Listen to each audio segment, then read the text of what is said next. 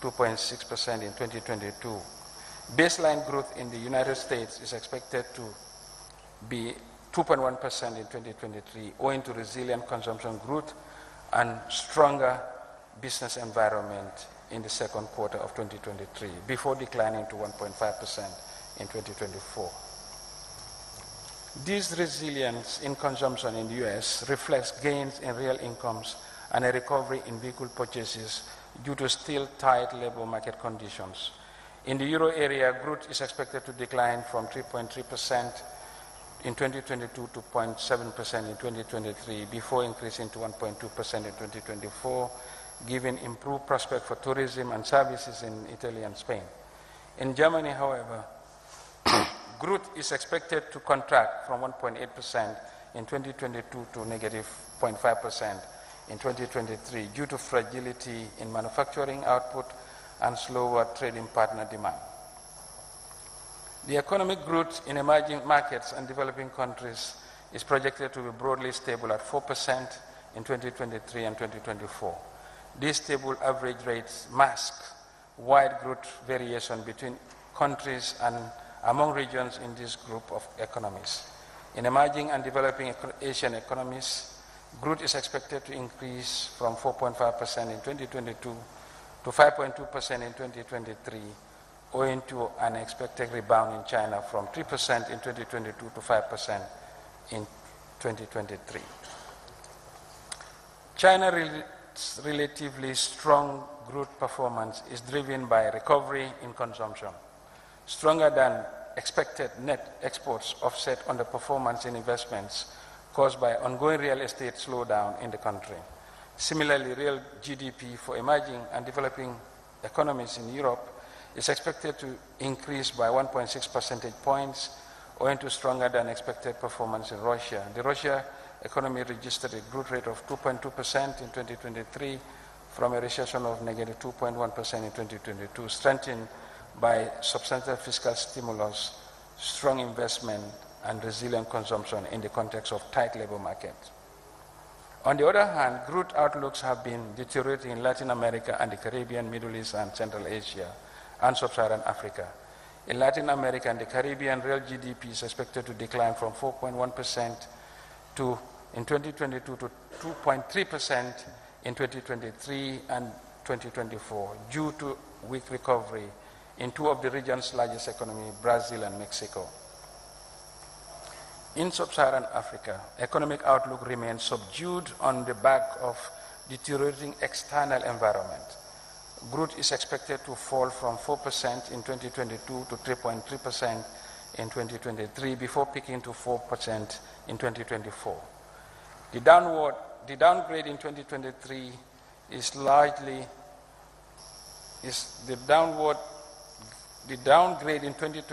largely reflects pessimistic growth projection for both Nigeria and South Africa, the region's two biggest economies. In Nigeria, growth is projected to shrink to 2.9% in 2023 due to security concerns in the oil sector. Likewise, in South Africa, growth is projected to drop to 0.9% in 2023, hindered by power shortage, weak commodity prices, and challenging external environment. Global inflation remains high due to high energy and food prices. Global crude oil price saw its biggest monthly increase in January, which was attributed to the decision by OPEC to cut production levels. The FAO Food Price Index increased by 19.7% due to the suspension of the Black Sea Grain Initiative and India's ban on exporting non-basmati white rice.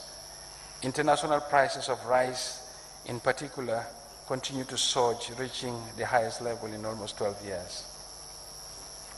Nonetheless, global headline inflation is expected to decline from a peak of 8.7% in 2022 to 6.9% in 2023. This is projected to decline further to 5.8% in 2024 as central banks raise interest rates to combat inflation. Hence, the monetary tightening around the world and the geopolitical tensions will continue to weigh on economic activities. Developments in the domestic economy, Mr. Speaker. The Gambia's economy is expected to continue its recovery path, although at a slower pace.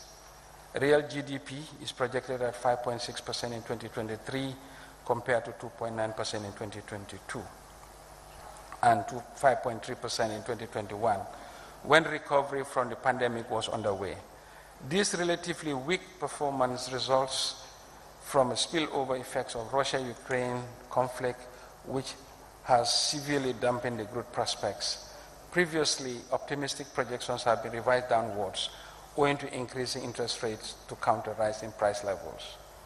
The agricultural sector is expected to continue a steady path to recovery after the downturn in 2022. Its growth rate is projected to increase to 8.3% in 2023 compared to 3.6% growth rate in 2022. Growth in the agricultural sector was driven mainly by contributions from fishing and crop production subsectors with 7.3 and 10.1% respectively. Contributions from forestry and logging is estimated to decline. Performance in industry is also expected to recover on the back of strong performance in the electricity and construction subsectors. Growth in the industry, including construction, is projected at 7.4% in 2023, signaling recovery from the combined effects of the pandemic and the Russia-Ukraine war. The mining and quarry subsector is also expected to remain on a decent path, fueled by the improved supply chain conditions. The services sector is expected to register subdued recovery from the combined effect of COVID-19 and the war in Ukraine. Growth is projected at 3.5% in 2023, with the tourism and wholesale retail trade subsectors being the main drivers of recovery. Tourism is expected to recover from the COVID-19 disruptions by 2026, when the arrivals of tourists is expected to match pre-COVID levels. Overall, growth will continue to be supported by recovery in tourism, strong performance in the construction and agricultural sectors, as well as the robust public and private sector consumptions and investments. The fiscal sector. Revenue and grants increased from 15 billion in the first 9 months of 2022 to 20 billion in the same period in 2023. This is likely due to a rise in both tax and non-tax revenues.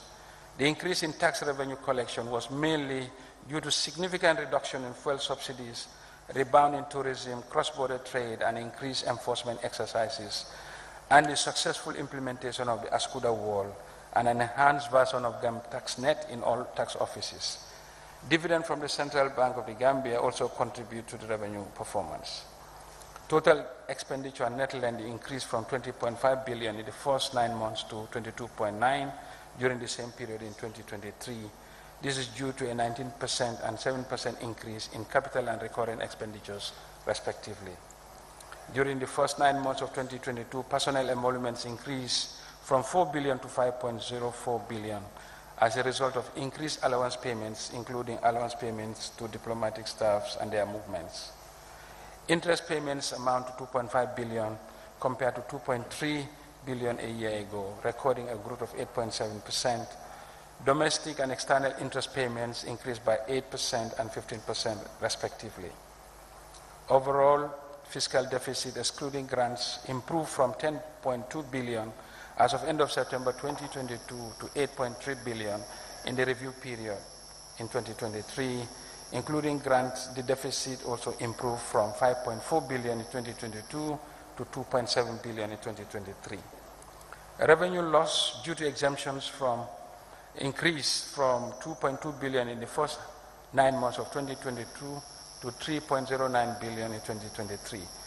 This is largely due to duty waivers granted by the government for the implementation of ongoing road works, agriculture, energy, and education projects. Monetary sector. The monetary policy stance has been restrictive during the year to fight soaring price levels, as the government remains committed to maintaining price stability and the overall economic well-being of Gambian citizens. The monetary policy rate was raised to 17% in the monetary policy meeting held in August 2023 from 13% at the beginning of the year. The annual growth in broad money decelerated to 5.6% at end of September 2023 from 9.9% growth in the corresponding period last year. The net foreign assets of the banking system contracted to 19.2 billion at the end of September 2023 from 21.9 billion a year earlier, recording a 12.6% decline. Growth in the net domestic assets of the banking system, the main source of liquidity, remained robust, increasing to 48.4 billion, or by 15% at the end of September 2023, but lower than the growth of 30% in September 2022. Reserve money, the bank operating targets, grew by 12.2% in September 2023 compared to a contraction of 6% registered in the corresponding period. Foreign exchange market is operating with challenges in the sector. From October 2022 to September 2023, the volume of transactions measured by the aggregate of purchases and sales of foreign currency decreased to $2.1 billion from $2.5 billion in the same period in 2022. Purchase of foreign currency, which indicates supply, decreased by 15.3% to $1 billion. Similarly, sales of foreign currency declined by 16% to $1.1 billion in the same period. External sector. Preliminary balance of payment estimates show that the current account deficit widened to $209 million in the 9 months to September 2023 from $74 million in the corresponding period. Goods accounts registered a deficit of $702 million in the review period, higher than the $444 million in the previous corresponding period. Exports of goods grew significantly to $215 million in the 9 months of 2023 from $44 million in the same period of 2022. The services account balance is estimated to have registered a surplus of $136 million in the 9 months ending September 2023, up from $19 million in the corresponding period of last year. Secondary income account declined marginally by 0.9% to a net inflow of $372 million. The capital account balance moved to a surplus of $75.6 million in the 9 months of 2023 from a surplus of $23.4 million in the same period of 2022. Developments in the financial account during the review period indicate moderate net incurrence of liabilities as non-resident investments are slightly offset by domestic investments. Total inflow of $159 million was recorded in 9 months ending September 2023 compared to $216 million in the same period a year earlier. On the reserve assets, a confluence of effects of the two external shocks, Ukraine war and COVID-19 pandemic, disrupted the external reserve build-up efforts. Key sectors. Honorable Speaker and members of the Assembly, the government of the Gambia has recently finalized the formulation of a green recovery-focused national development plan for the period 2023 to 2027 with a results framework for monitoring and evaluation purposes. The main goal of the new development plan is to build on gains registered during the 2018 to 2022 NDP and to address the country's recovery needs in the short and medium term, underpinned by the concepts of green recovery and resilience as guiding themes. It aligns with the United Nations Agenda 2030 and the African Union 2063 agenda. Following the cabinet approval, the government of the Gambia has developed a financing strategy to serve as a framework for mobilizing resources and building partnership to implement the plan. The financing strategy takes into consideration the challenging external environment, developments in the international development financial landscape, as well as the domestic financing market. In the face of the limited fiscal space, 3 financing mechanisms have been proposed to meet the funding needs of the recovery-focused NDP, including the development of a domestic resource mobilization strategy to enhance domestic resource generation capabilities, utilization of innovative financing mechanisms for critical development projects, and the utilization of concession funds to attract private capitals and blended finance. Under constrained fiscal conditions characterized by high risk of debt distress, challenges imposed by tight global financial conditions and increasing cost of capital and debt servicing, financing the plan would require complementing government and concessional resources with greater private sector investment in the country. In this context, carbon financing and grid finance holds considerable potential in supporting the resource mobilization efforts of the country. These mechanisms encompasses instruments like carbon pricing, green bonds, green investment funds, which can create new revenue streams. For instance, projects focused on carbon emissions reduction, such as renewable energy ventures such as solar, wind, and hydro, energy efficiency improvements, and afforestation can generate carbon credits traded in the international market, hence bolstering revenue while addressing the developmental challenges. This approach not only mitigates environmental challenges, but also aligns with the global sustainability goals. In a bid to free up fiscal space and bolster growth, a series of public financial management related reforms have been implemented. These reforms will address fiscal risks emanating from underperforming state-owned enterprises and weakness in public procurement processes, and increase the strategic focus on domestic resource mobilization.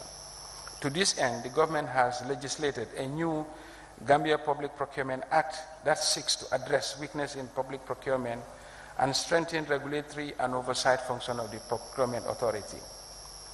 The procurement reforms include the introduction of e-procurement, integration of procurement into the budget planning, harmonization of procurement plans with the approved budget of the MDA budgets, and a certification of special procurement units. A further step includes the adoption in September 2023 of regulations to enforce the GPPA Act. On the SOE reform agenda, government will continue to roll out performance contract to SOEs under the supervision of the SOE Commission. Of the 13 SOEs, 4 have signed performance contracts with the Ministry of Finance and Economic Affairs, and the remaining 9 to follow by 2024. Similarly, ensuring that legal, financial, and operational governance framework of the SOE respond to the requirements of the modern SOE functions, a new SOE Act has been promulgated.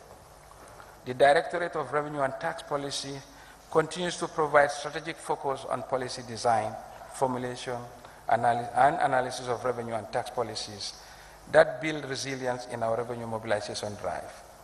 To boost revenue collection, the government has issued in April 2023 regulations on electronic tax stamp traceability system on accessible goods and fuel products. We have also issued a circular standardizing border clearance procedures and establishing a new risk management system at all border and inland control posts. In addition, the Integrated Financial Management Information System, IFMIS, has been rolled out to all local government authorities, some subvented entities, and all foreign missions to ensure timely preparation and recording of financial information and timely submission of financial statement to the National Audit Office. In this regard, the Ministry of Finance, in partnership with the Ministry of Communication and Digital Economy, is working with the government of Rwanda to support the development of a homegrown IFMIS system using our own human resource base. This will be more cost-effective and will go a long way to eliminate the over-dependence on external consultants for maintenance and support. The 2022 Public Expenditure and Financial Accountability, otherwise known as PIFA, assessment report supported by the African Development Bank highlights weaknesses in the public financial management areas, indicators such as budget reliability, transparency of public finances, management of assets and liabilities, policy-based fiscal strategy and budgeting, predictability and control in budget execution, accounting and reporting, and external scrutiny and audit. The PFM reforms will be geared towards addressing these highlighted weaknesses. For the first time since 2017, the Gambia's overall country policy and institutional assessment, otherwise known as CPIA score, has increased to 3.1% in 2022. Measured by the World Bank, countries are rated on a scale of 1, which is low, to 6, which is high. The improvement in the Gambia's CPIA score reflects improvements in the quality of the country's policies and institutions owing to efforts being made to improve debt management and inclusive growth, including rural development, social protection, and investment in human capital and infrastructure. The government of the Gambia and the Millennium Challenge Corporation signed a $25 million grant threshold program to support the country's biggest constraint to economic growth, which is the unreliable and inadequate supply of electricity. Every year, each MCC candidate country receives a scorecard assessing performance in 3 policy areas, namely ruling justly, investing in people, and economic freedom. The Gambia has met performance standards of 16 out of the 20 MCC indicators that make up the 3 policy areas and only ranks behind Zambia in sub-Saharan Africa. The government, in collaboration with the IMF, has also conducted a governance diagnostics assessment to identify vulnerabilities in governance and anti-corruption frameworks. The final report offers granular recommendation for strengthening anti-corruption efforts. As a result, a cabinet paper has been submitted for necessary action to be taken once a cabinet recommendation is received. The government, through the Ministry of Finance and Economic Affairs, has consolidated 13 audit findings of suspected fraudulent cases and have referred them to the police for investigation. Furthermore, some cases are currently in court and judgments have been delivered in others. The government of the Gambia, with support from Africa West, has formulated an asset management policy to ensure effective management of government assets. The asset management policy provides a detailed framework that governs asset acquisition, utilization, maintenance, and disposal. To implement this policy, the Ministry of Finance has established an asset management policy committee. Presently, the ministry is working on a project proposal and budget for the upcoming exercise to take stock, value, and record all government assets. The asset management is one of the fundamental pillars towards migrating to International Public Sector Accounting Standards, IPSAS accrual system. In addition, the ministry has played a coordinating role in pursuit of program-based budgeting as prescribed in the PFM strategy 2021-2025. The ministry facilitated a workshop to strengthen the conceptual framework for program-based budgeting and enhance the understanding of the program-based budgeting guidelines. This will contribute to the successful implementation of a program-based budgeting in various ministries going forward. With support from the United Nations Development Programme, the ministry has also developed and validated a new Gambia aid policies to support the effective and efficient use of aid resources through aid coordination activities. The aim of the new policy is to ensure that aid resources are utilized efficiently and effectively by supporting activities of the aid coordination. A cabinet paper has been prepared in this regard. The ministry coordinated a country portfolio performance review with the World Bank and a project managers forum to discuss progress on ongoing projects. The purpose of these workshops is to bring together government, development partners, and project implementing units to discuss challenges facing the project implementation and provide recommendations to address them. Productive sectors, agriculture.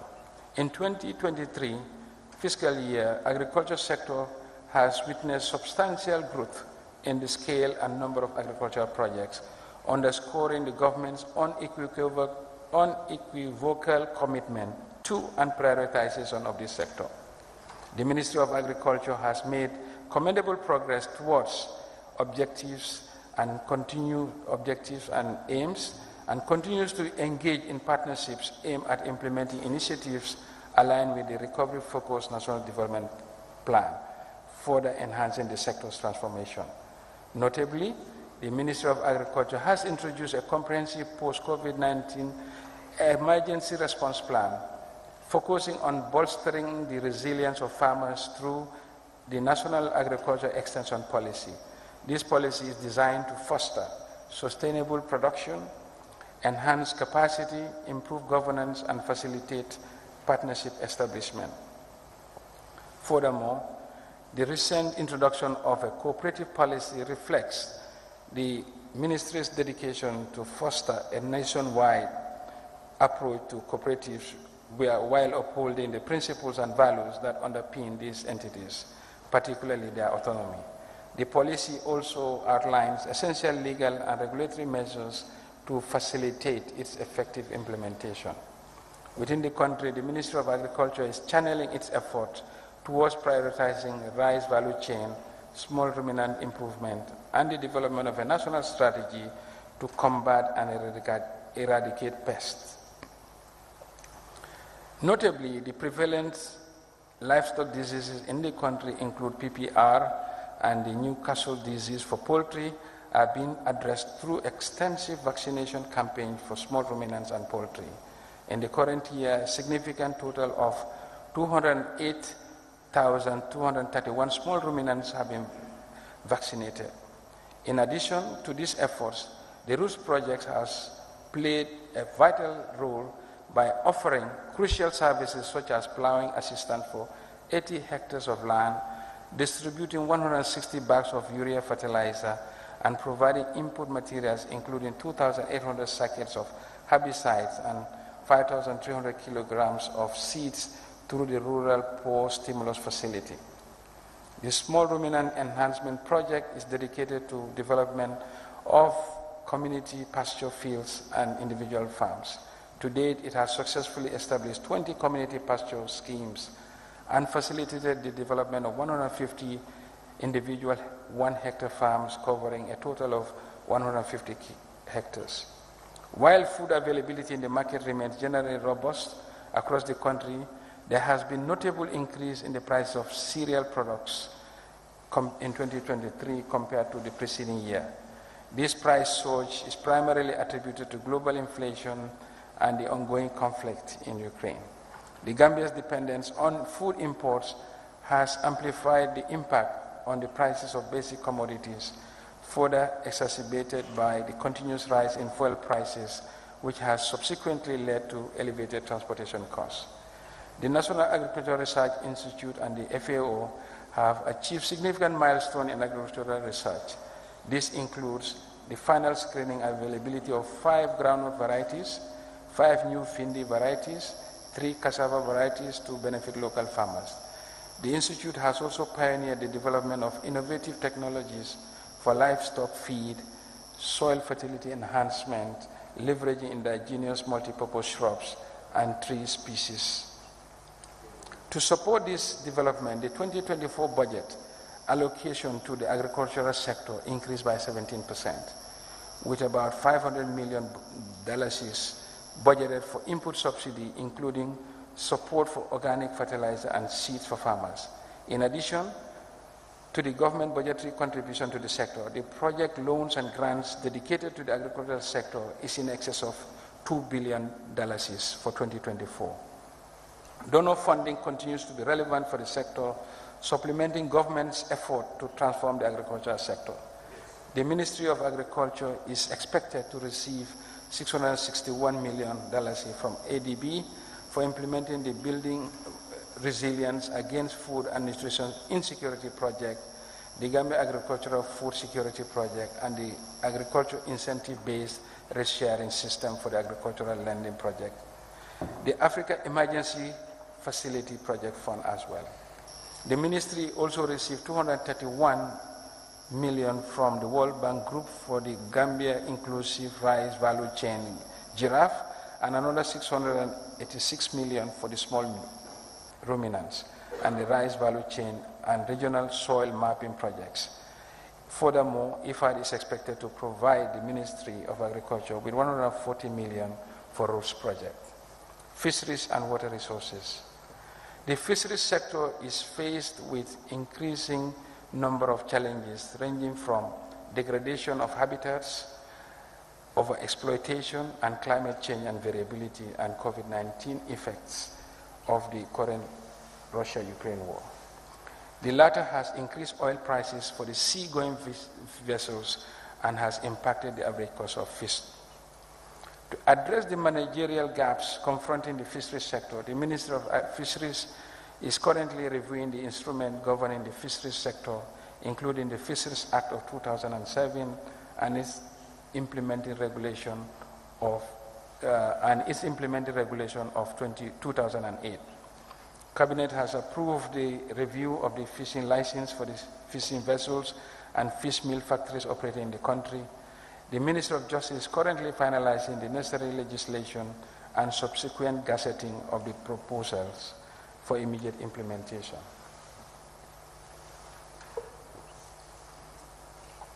The $25 million Climate Resilient Fishery Initiative for Livelihood Projects, funded by the Green Climate Fund, was recently launched, and the project implementation has started. The overarching objective of the project is to conserve and protect fisheries resources and their habitat through sustainable mitigation and adaptation measures, thereby enhancing climate resilience and fishing communities, and enhancing the livelihood of fishing communities. 2 climate-friendly fish smoking ovens, fish drying racks, and fish processing materials and equipment have been installed at Tanje and Gunjur fish landing sites. These innovative technologies will reduce post-harvest losses, enhance the life of fish products, and improve the income status of actors in the value chain. The construction of 2 fishing landing sites is also underway at Tanje and Gunjur at a tune of $12 million, funded under the EU-Gambia Sustainable Fisheries Partnership Agreement. Activities at the established Fisheries Monitoring Center in Banjul is ongoing. This platform, equipped with vessel monitoring system and automated identification hardware and software, will enable Fisheries Department to monitor the activities of all licensed fishing vessels operating in the fishing waters of the Gambia from base. The establishment of the facility will enhance the ability of the Fisheries Department to detect spatial offenses by vessels with ample evidence to successfully prosecute cases under the law. In the area of water resources, the sector is presently undergoing major reforms. Among them include the development of a new water bill to replace the National Water Resource Council Act of 1979, and the preparation of 2 additional bills for the creation of the Gambia's Water Resource Management Authority and an authority to provide meteorological services and up-to-date climate information. The Gambia has also acceded to 2 United Nations Water Conventions on the 17th of July 2023 during the high-level forum on sustainable development.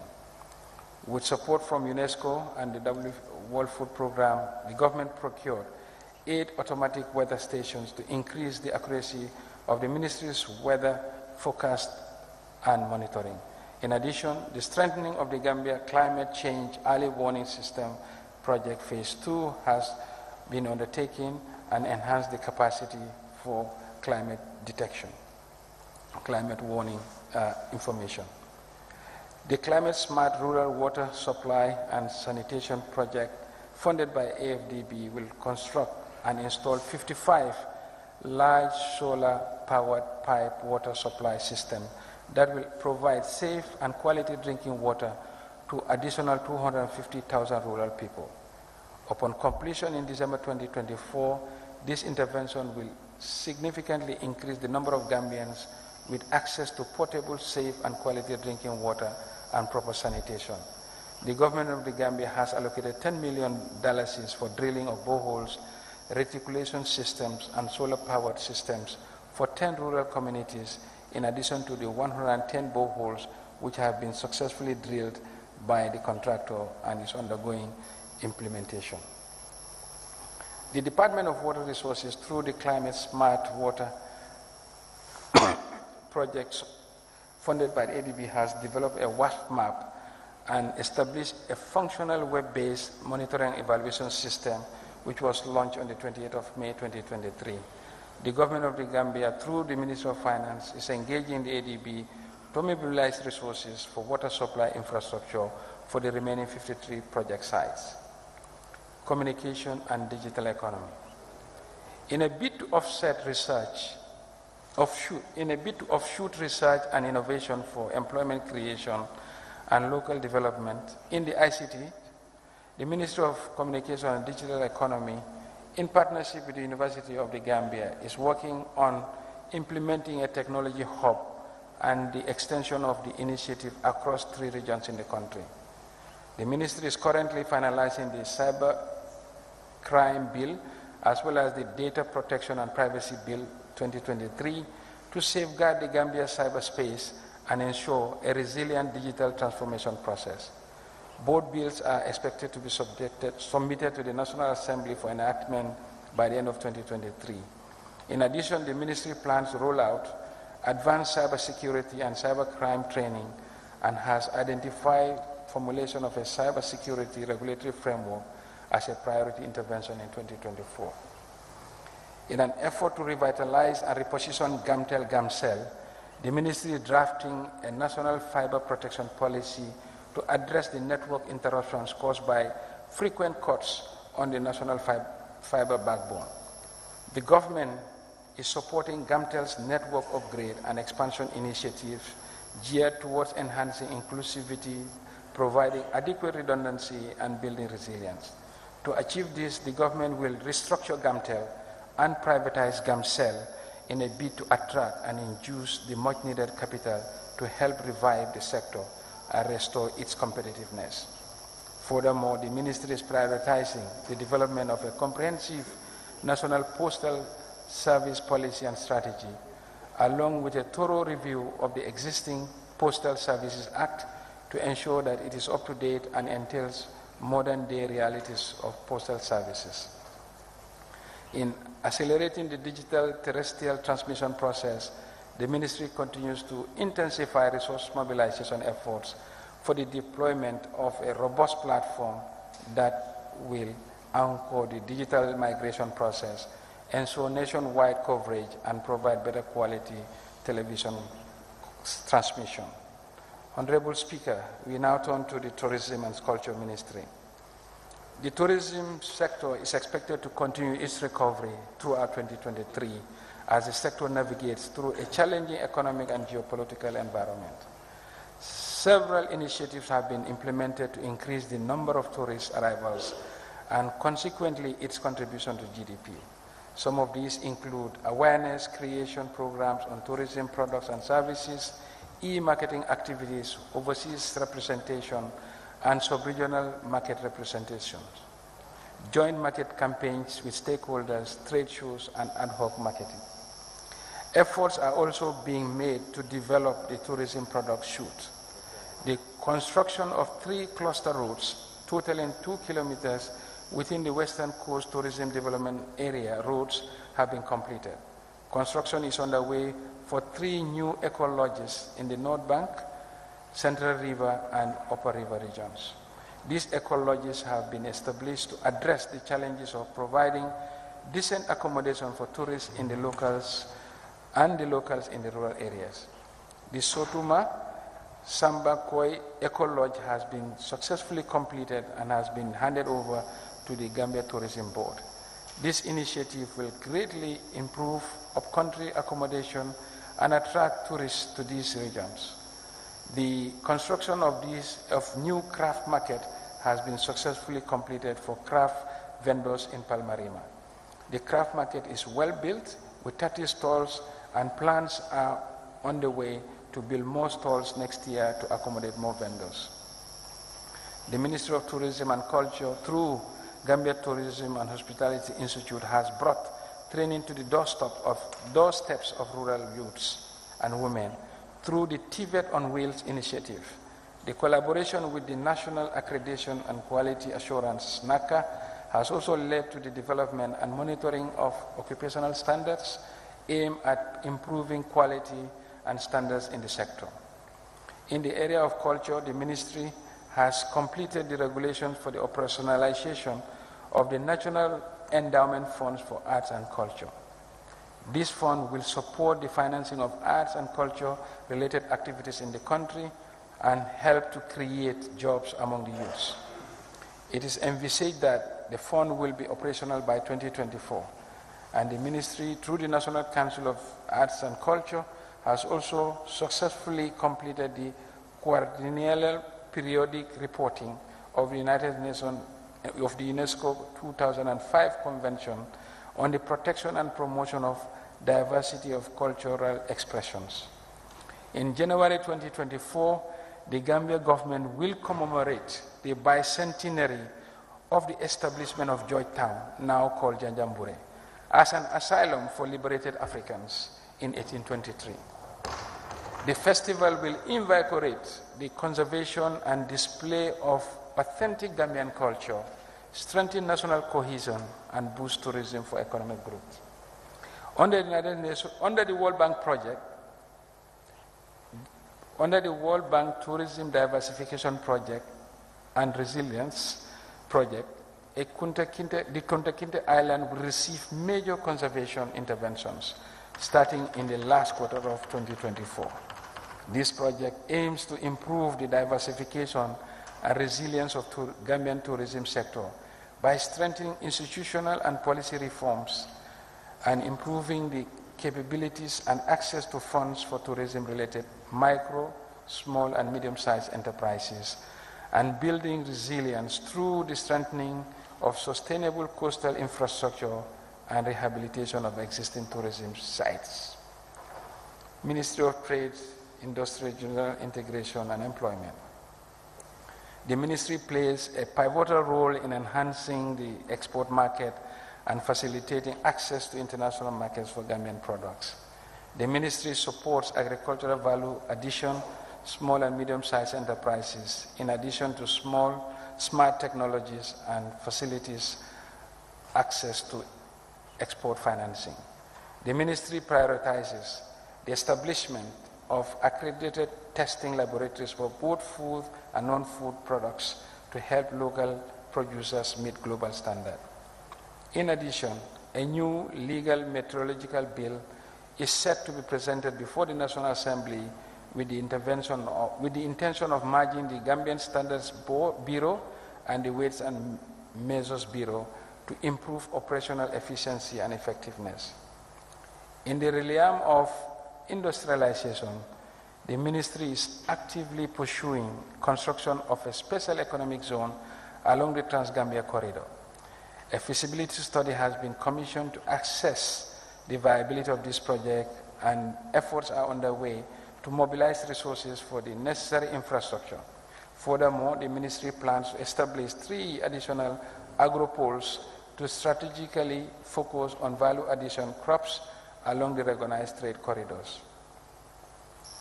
Facilitating investment is a key focus, and the government, through the ministry, is in the process of reviewing the GAIPA Act of 2015. The government acknowledges the challenges faced by investors in acquiring land for commercial activities, which is crucial for boosting economic productivity. To address this issue, a high-level technical committee is being formed to collaborate with regional governors and allocate land for commercial activities. These lands will be held by GAIPA under a head lease arrangement. In 2023, the government has provided incentives to 11 companies through the GAIPA Special Investment Certificate. These companies are projected to invest $37.4 million and create 1,000 jobs. Most of the investments are concentrated in the manufacturing sector, and roughly half of them are led by domestic investors. The Gambia Competition and Consumer Protection Commission has been diligently working to protect consumer rights and ensure competition. The Commission has successfully handled 88 consumer cases with a total value of $1.9 million, conducted market investigation into essential commodities, and has taken decisive actions against businesses found in violation of Competition Act of 2007. The Commission also initiated bi-weekly market surveillance of essential commodities to combat anti-competitive practices and carry out weekly inspection of expired products to safeguard consumers and in compliance with the Consumer Protection Act of 2014. Recognizing the importance of improving labor conditions and enhancing employment and productivity, the government has launched a new employment policy for 2023 to 2028 with the objective of creating 150,000 jobs over the 5-year period. In line with modern labor standards and practices, the government has also enacted a revised Labor Act of 2023. To further enhance the policy environment, the Ministry of Trade plans to submit a revised Injuries Compensation Bill, revised Factories Act of 1963, Trade Union Bill, and the Trade Union Bill for consideration in 2024. These initiatives collectively reflects government's commitment to strengthen labor administrative systems for betterment of workers and the economy. Ministry of Works, Construction and Infrastructure. The rehabilitation of roads, sewage and drainage systems in the project seeks to rehabilitate and the pump at Bond Road and install new pumps to evacuate storm water during the rainy season. Currently, 98% of the road component in the initial scope and 87% of those in the additional works have been completed as at the end of September 2023. As part of the OIC Infrastructure Development Project for the hosting of the upcoming OIC Heads of State Summit in the Gambia, the construction of 50-kilometer urban roads, which requires upgrading 17 roads in the urban network, is currently ongoing. This project intends to decongest urban traffic with safe, attractive, and vibrant links leading to efficient traffic management during summit and beyond. The government has also committed funds to the construction of 86-kilometer Nyomi-Hakalang and other secondary roads to support the country's transport sector. The purpose of the project is to upgrade the existing gravel road and tracks in Nyomi-Hakalang to a modern standard road with a bituminized sealed carriageway and shoulders, appropriate drainage structures, modern road furniture, and safety facilities. The government has also embarked on an exercise to reform aviation sector in the country to make it more efficient and viable. This involves separation of regulatory and service provisions functions in the industry in line with international standards and recommended practice.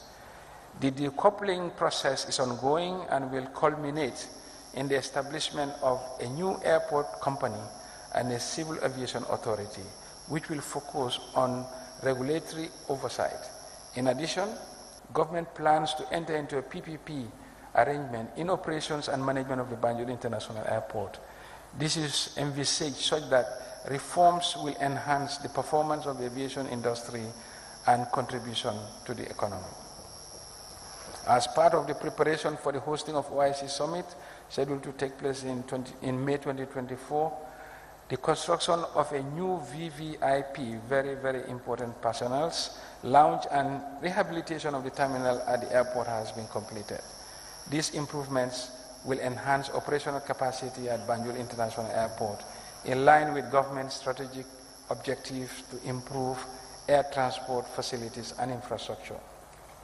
The African Development Bank approved the financing of the procurement of a new green ferry as part of the Banjul Port Fort Expansion Project at a tune of $13 million. The ferry is about the size of the current Kunta Kinte ferry, which will greatly improve the ferry crossing times between Banjul and Bara. The green ferry will contribute to the SDG on carbon emission reduction and also contribute towards green recovery focused national development plan. The country's huge infrastructure deficit is being addressed. Currently, 350-kilometer road construction contracts have been awarded, hence the increased budgetary allocation to this sector. Petroleum and energy. The energy sector has been severely hit by the spillover effects of the Russia-Ukraine war, with spikes in fuel prices, depreciation of the balances, and the shortage of foreign currency, creating challenges in the sector. Consequently, now we experience a huge jump in fuel, lubricant, and spare part costs of over 25% compared to pre-war prices. Freight costs and logistics challenges have also made it extremely difficult to get the needed spare parts on time, coupled with a 50% increase in the freight.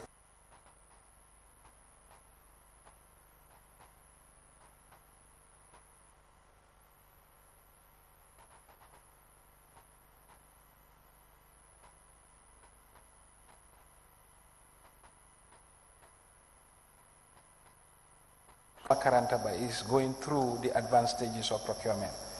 In addition, there are ongoing electricity access projects covering 800 communities with the aim of meeting the universal access by the end of 2025. The upgrading of network transmission and distribution network from 33 kilovolts to 225 kilovolts and the control center interventions are all geared towards modernizing the country's electricity infrastructure and to enhance the quality of electricity supplies.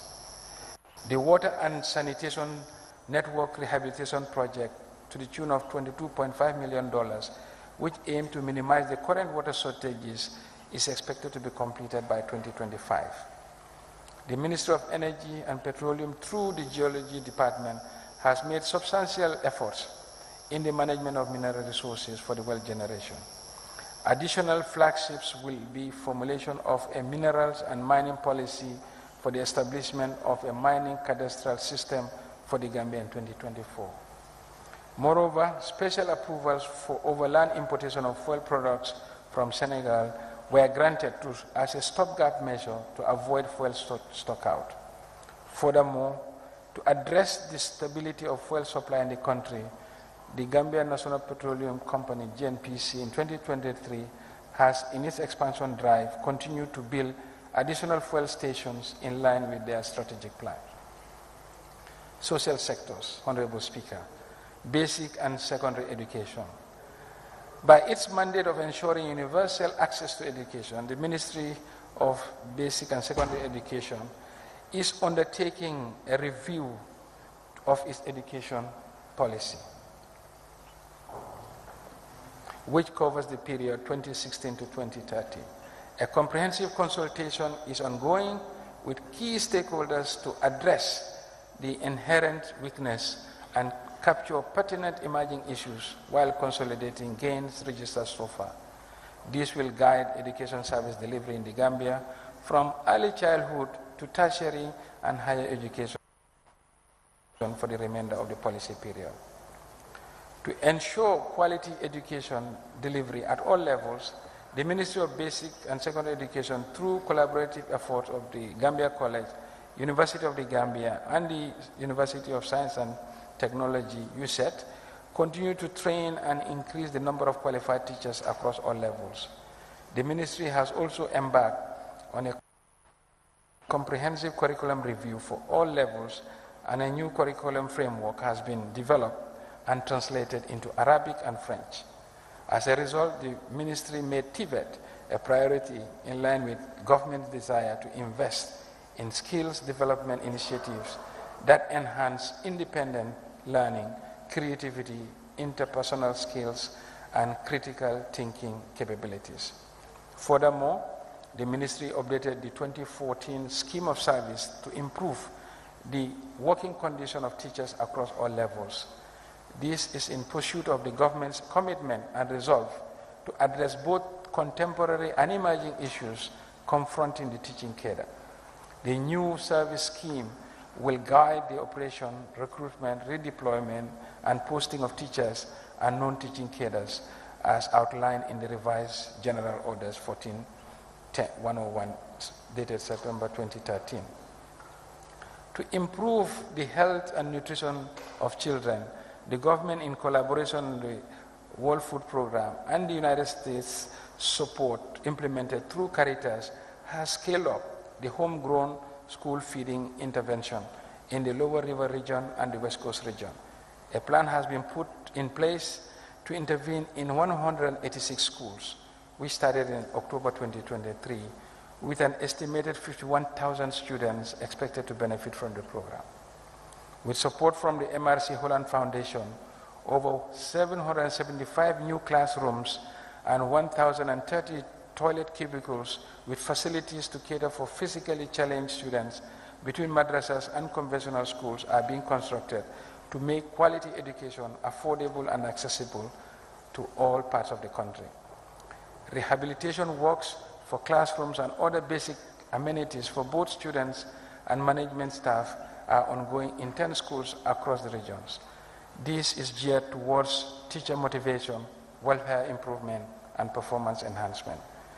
The importance of basic education to investment in human capital development forms the basis for these sectors' attraction of the second highest budgetary allocation after debt service. Higher education. As part of government-wide effort to enhance effective and efficient service delivery, the ministry has signed performance contracts with chairpersons of all governing councils and boards of tertiary and higher education institutions under its supervision.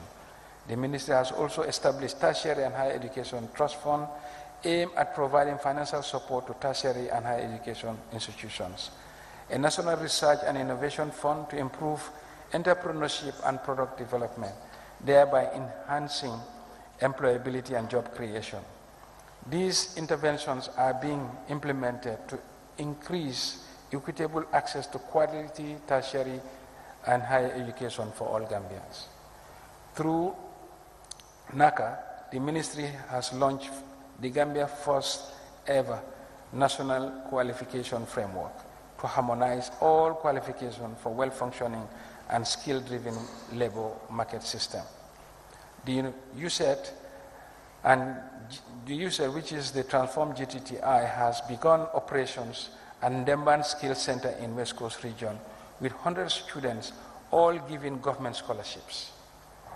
Kanila Skill Center is also ready for use and will provide a one-year bridging program for madrasa students.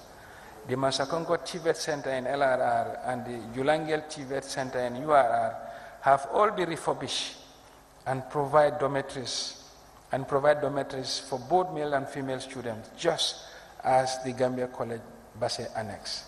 These are geared towards increasing access to tertiary and higher education countrywide, including TVET. Through funding from the World Bank, the ministry is establishing 2 TVET centers of excellence, one focusing on agribusiness in Sapo and the other on fisheries in Gunjur.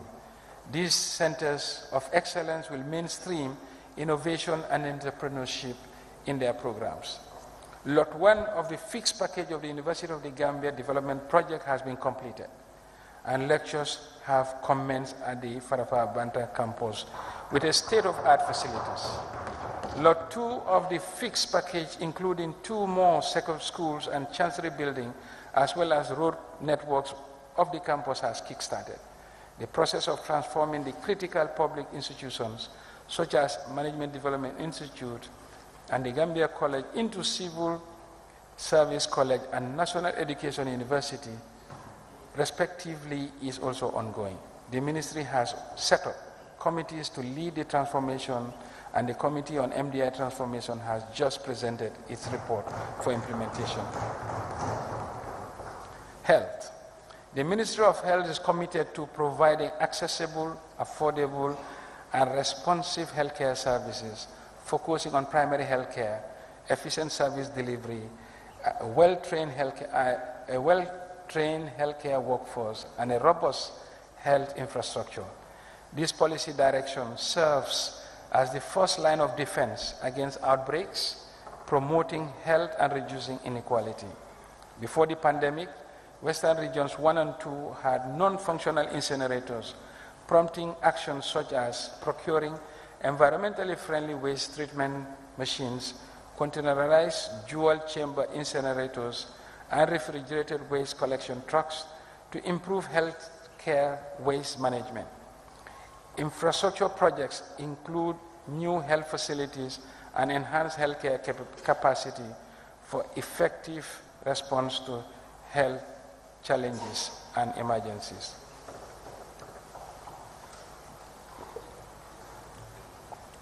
A postgraduate training program at the Edward Francis Teaching Hospital reduces the cost of training medical professionals. The country's commitment to primary health care has led to improved health, especially in maternal and child health and communicable disease treatment. The ministry also advances control and prevention of HIV and TB with increasing accessibility to service. In collaboration with partners, the ministry enhances health emergency preparedness, engages in risk communication, and implements early warning systems. In 2024, the ministry's focus is on enhancing healthcare service, improving infrastructure, procuring equipment, and strengthening the healthcare workforce, all in line with the goal of achieving universal health coverage. In the Gambia, HIV and AIDS continue to be a public health problem, and the prevalence in the general population is 1.5%.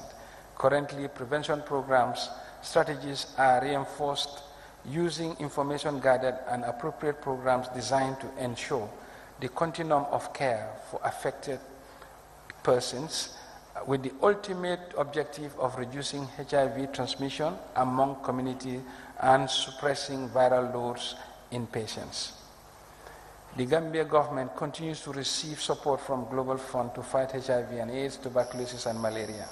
The country coordinating mechanism of the Global Fund, National AIDS Secretariat, Ministry of Finance, Ministry of Health, and other partners has successfully negotiated a grant in the tune of $23.4 million to fight HIV and AIDS, tuberculosis, and healthcare system of the Gambia. The implementation of the grant will begin 1st of January 2024 and run to December 2026 as a continuation of the 2020 to 2023 funding cycle. Additionally, the Global Fund has committed funds to support the provision of CT scan as part of the country's health system strengthening for $2.4 million. As part of the Global Fund support, the Gambia has been awarded $7.9 million to cover unfunded demand in the following strategic priorities areas: TB mitigation, surveillance and data, oxygen and respiratory care, laboratory systems and diagnostics networks, community health works for implementation in 2024.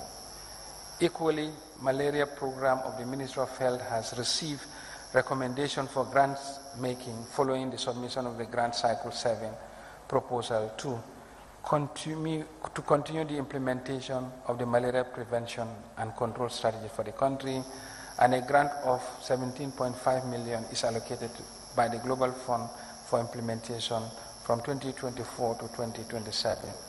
In addition, the Gambia is a beneficiary of the Biden Malaria Initiative, which will award $4 million annually.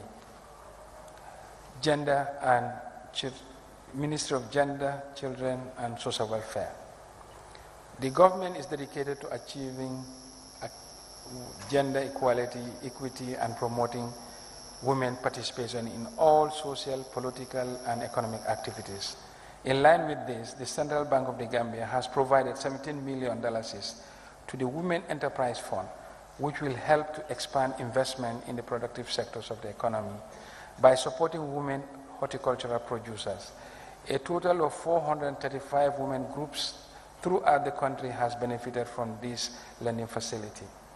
The Gambia government has requested the implementation of the Sahel Women Empowerment Demographic Dividend Project with a budget of $25 million over a period of 5 years.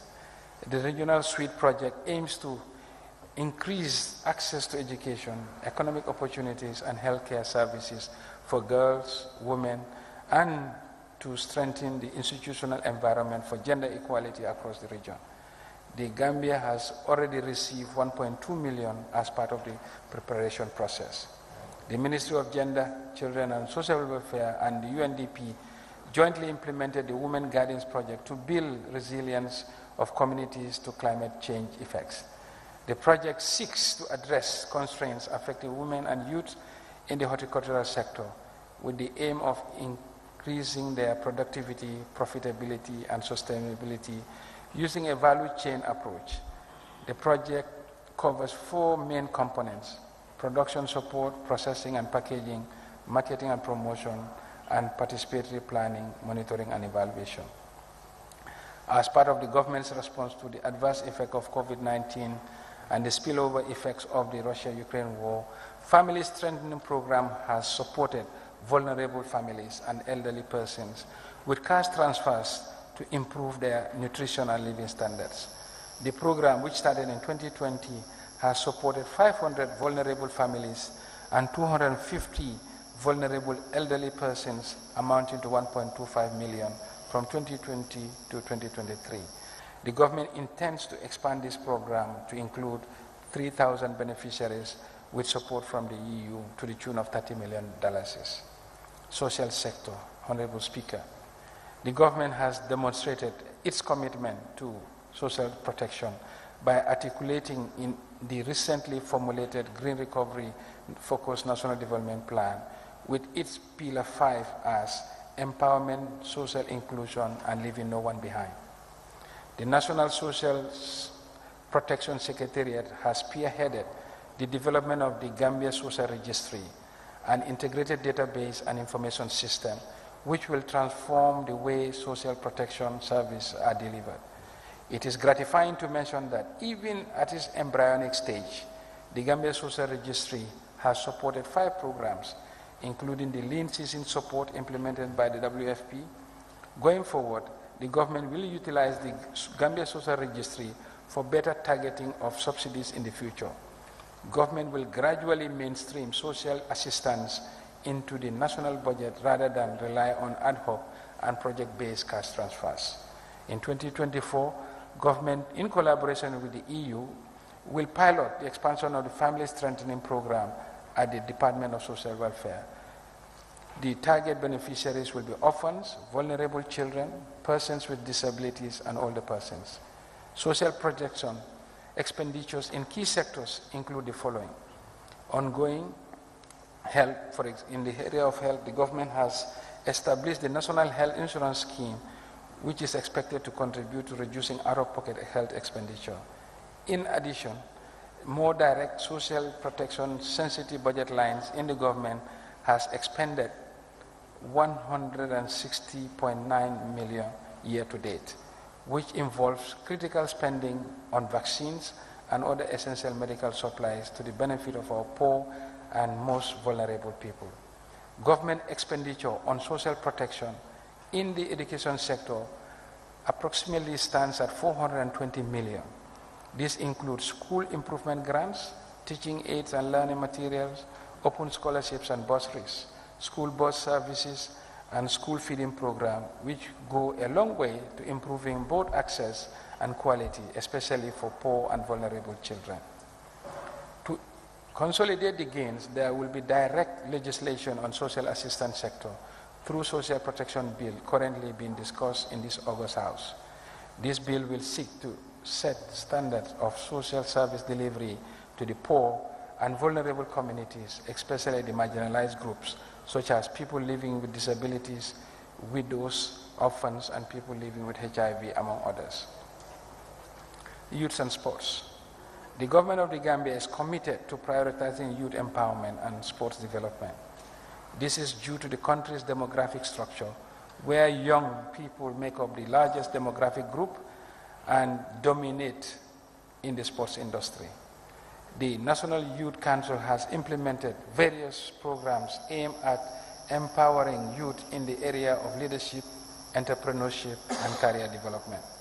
The Council has been actively engaging policymakers to advocate for policies that benefit young people and to ensure that youth's perspective is captured in decision making.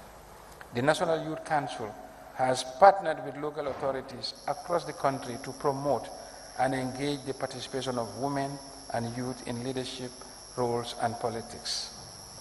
The National Youth Service Scheme has helped equip youths with the prerequisite skills and knowledge to become productive citizens.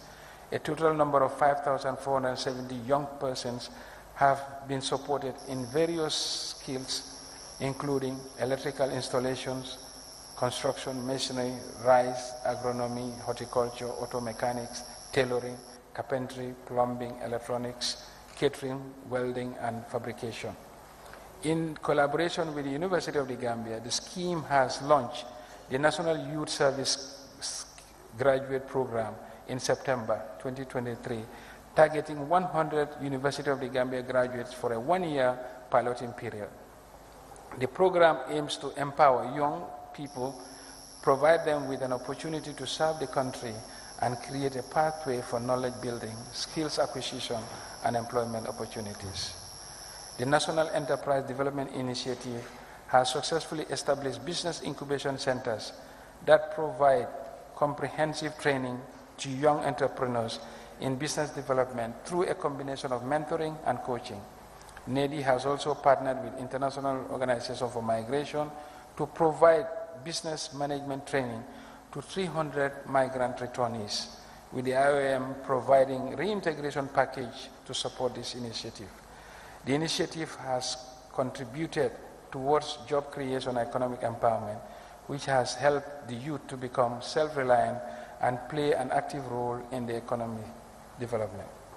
Government has fully provided and funded support grant of $50,000 each to 32 youths and women entrepreneurs. During the review period, the National Sports Council improved sports infrastructure and conducted talent identification and development programs across various sports disciplines. Gambian athletes showcased the country's sporting potential by delivering impressive performance in international competitions, bringing pride to the nation. In the same period, senior national football team participated in the 2024 AFCON qualifiers and qualified for the second time after 2021 AFCON. Additionally, the under-20 national football team won a silver medal at the African Under-20 Cup Championship, qualifying for the Under-20 World Cup to be held in Argentina. In addition to the budget allocation, the ministry is funded through the levy for sports and youths amounting to more than $90 million. This reflects the diverse funding source for the sector. Cross-cutting sector, Honorable Speaker. Interior. The government has embarked on several reforms to ensure that security services are more professional and responsive in service delivery. The Ministry of Interior has drafted a bill for the Peace and Reconciliation Commission and established a peace building unit, which is near completion. As a result, the ministry has hired a peace building facilitator to operationalize the peace building unit and has developed internal security policies.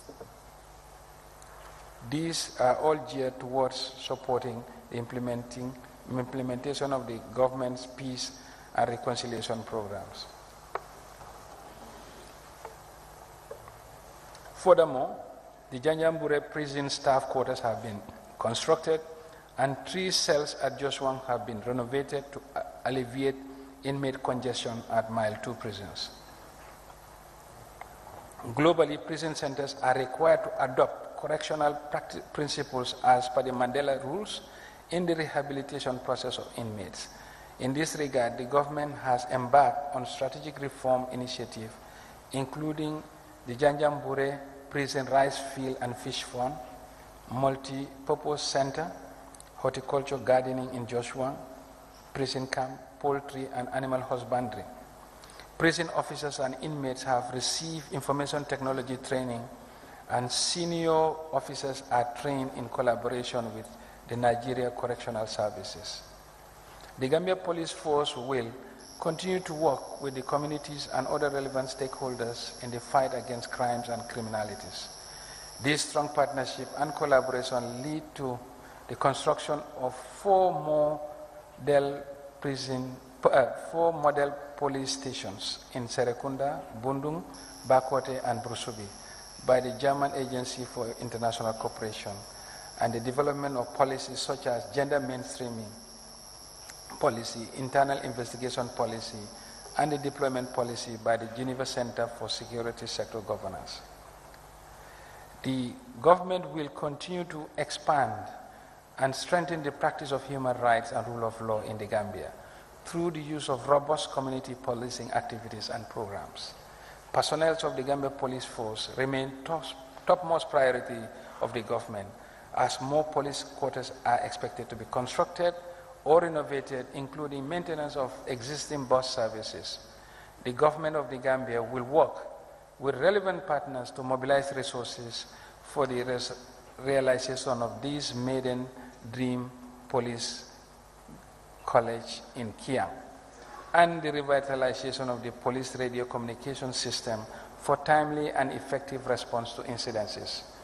To usher in modern-day policing, the police force intends to migrate from its usual paper-based case file compilation to the Digital West African Police Information Database system known as WAPSI. In addition, the Gambia Police Force will create new canine, that is dog, highway patrol units to address the current realities of modern day policing in the fight against crimes and to reduce road incidents. The government intends to construct staff quarters for the Gambia Fire and Rescue Services in Basse and Farafenye, and to construct other fire stations both in the urban and rural Gambia. Additionally, the government will construct multi-purpose fire and rescue services and training academy in Mandinaring, provide adequate gear for sea rescue operations, and improve the capacity of ambulance and paramedic service delivery. This will improve the capacity of operationalizing firefighting. Given the rising number of young people falling victim to drug abuse, the government of the Gambia, through the Drug Law Enforcement Agency, has intensified its demand reduction activities, making efforts to establish a rehabilitation center to cater for the plight of drug victims. This is a positive step towards approaching the drug abuse as a public health problem rather than as a matter of criminal justice. The National Drug Control Strategy 2019 to 2023, which is in its final year of implementation, will continue to provide general guidance on the agency's activities. Information. The government has been working on the transformation of the information and communication landscape through effective consultation, collaboration, and collective delivery. The Ministry of Information, in collaboration with Freedom House, has developed a medium-term strategic plan spanning 2024 to 2028. The Ministry, in partnership with the National Democratic Institute, has developed the Access to Information Implementation Framework to outline the implementation timelines and work schedules for full-scale implementation of the 2021 ATI Act. The framework has been validated by the stakeholders in late September 2023 and will be adopted as the national roadmap. Through support from the National Democratic Institute, the Ministry developed the National Communication Framework that is expected to establish systemic anchor for the emergence of a scientific approach to development of a coherent public sector communication regime. The Ministry of Information, in collaboration with the Communication and Digital Economy Ministry, is in the process of presenting a cabinet paper on personal data protection and privacy bill to advance data security, processing, storage, and dissemination. In addition, the Ministry, in consultation with Ministries of Finance and Justice, will develop information, media, and broadcasting bill to give stimulus to current efforts designed to establish a vibrant information value chain that meets the collective expectation of diverse stakeholders. Justice. Honorable Speaker, the implementation of the TRRC recommendation is progressing well underway under the leadership of the Justice Ministry. The implementation plan, launched in May this year, is at a widely attended stakeholder conferences and donor table. Is underway. In the area of justice and accountability, the Ministry of Justice has completed the drafting of 2 critical legislation which will soon be laid before this August Assembly. These are the Special Prosecutor's Office and the Special Accountability Mechanism bills, respectively. Through these legislations and others to come, the Ministry seeks to create an accountability mechanism which will consist of a Special Prosecutor's Office, a hybrid tribunal, and special criminal division of the High Court of the Gambia. Concerning the reparation, the passing of the Victims Commission Bill during your last session was a great milestone in this regard. Once the Act comes into force, Victims Commission will be established within the first quarter of 2024. The Commission will administer the Victims Fund, admit new victims, maintain a victims database, and also reassess and establish a fair, quantum of compensation for the various types of injuries suffered.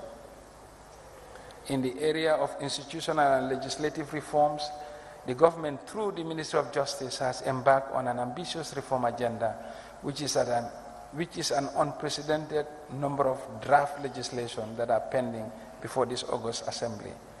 Many more sectors and institutional legislation are on their way to be brought before you in the course of your in the near future for your consideration. During your last extraordinary session, this Assembly also passed the Ban from Public Office TRRC bill, the former President's bills, and the Commission of Inquiry Amendment bill, respectively. Additionally, earlier this year, this August Assembly passed the Prevention and Prohibition of Torture Act 2023, thereby domesticating the Convention Against Torture for the first time in the Gambia. In this current session, this Assembly is expected to consider and pass the Criminal Offences Bill, the Criminal Procedures Bill, and the Anti-Corruption Bill. In addition to the transitional justice process, the Ministry of Justice continues to deliver its core mandate, including criminal prosecution, civil litigation, and the provision of quality and timely legal service to the government, department, ministries, and agencies, and the Gambians' overseas missions. Public service, administrative reform, policy coordination, and delivery. As part of the Civil Service Reform Program 2018 to 2027, the government is working on a number of initiatives with a view to making the civil service more efficient and effective, to be more responsive to the needs of the citizenry. In this regard, the government, with support from the World Bank, is preparing a public administration modernization project which aims to improve the fiscal and human resource management capability for the improved service delivery. The Personnel Management Office has initiated the process of functionally reviewing ministries, departments, and agencies to streamline and rationalize the overlapping roles of MDAs. PMO has taken charge of the administration and management of public service pensions after the coming into force of the Public Service Pensions Act 2022. This has helped in making the pensions payment process in the civil service faster and less cumbersome. With the new system, the retirement benefits of retired civil servants are now processed within 30 working days. Furthermore, PMO has carried out capacity building trainings for ICT's officers of various MDAs on the management and monitoring of the biometric time attendance systems to improve work ethics of civil servants and other performance accountability measures. These trainings aim to strengthen the institutionalization of the biometric time attendance system. The Ministry of Public Service is working on linking the biometric time attendance machines to a centralized server with a view to enhancing effective monitoring of attendance in the civil service. As the technical arm of the ministry, the Department of Strategy, Policy and Delivery has continued to provide instrumental support to the Office of the President. The delivery unit remains steadfast in its mission, serving as the executive diligent eye, ensuring projects across the board are tracked, measured, and steered towards timely completion. In this quest, the department pivots around three fundamental activities: delivery forum, compendium of government infrastructure projects, and the program for accelerated community development. Environment, climate change, and wildlife. The government, in collaboration with local, regional, and international partners, is incessantly working to preserve the country's environment and natural resources. Through the ministry, the government is in the process of formulating a legal regulatory framework that would guide the carbon trading market in the Gambia to better manage climate risk. The ministry successfully also launched the West African Coastal Area Resilient Investment Program, otherwise known as WACA, at a cost of $46 million in May 2023. This project is designed to improve flood and coastal risk management in selected risk-prone areas in Greater Banjul area. In addition, The National Environmental Agency recently established a Geographical Information System Training Center to build capacity in the GIS and remote sensing technologies across all sectors of the government. In a bid to improve the forest cover, the ministry granted technical support to 620 communities to undergo comprehensive preliminary community forest management agreement. This exercise has increased the total forest cover under community forest schemes to 45,237 hectares nationwide. The department has distributed 250,000 polypods and seeds of assorted indigenous tree species to all central nurseries nationwide for seedling propagation totaling 617 tree species of malina and mangroves across the country. The ministry has also engaged in the expansion of tree protected areas of 24,000 hectares. This brings the total area under protected area coverage to 92,549 hectares, representing 9.2% of the national land mass. The designation of the first man and biosphere reserve in the Gambia is in progress, awaiting approval from UNESCO. The development of the EU LIFE project is completed and approval is granted for implementation 2024. On the restoration of the mangrove ecosystem, the ministry has planted 4,000 hectares of mangrove ecosystem to support the improvement of the marine ecosystem, which could be used for carbon trading in the near future. Lands regional government.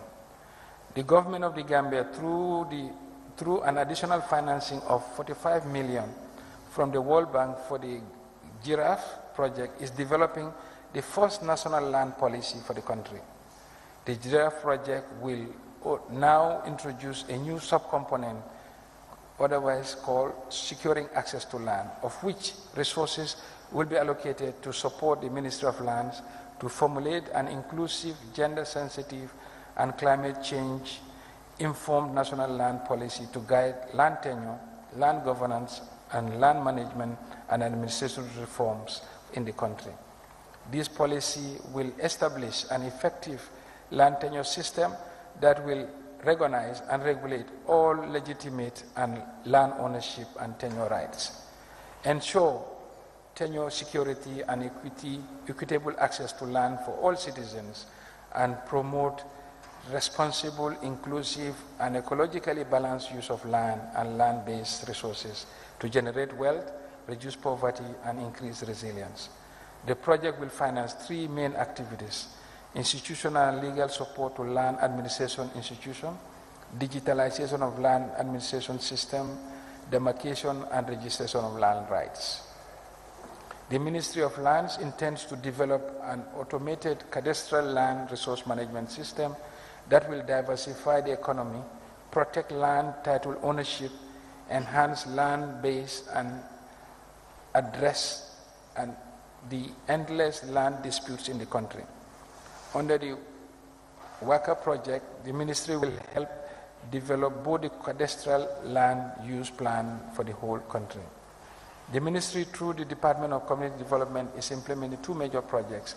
The first, supported by UNICEF, seeks to create opportunities for citizen empowerment and participation, facilitate increased demand for essential care, and promote behavior change for protective practices under the capacity building and strengthening of decentralized structures program, locally known as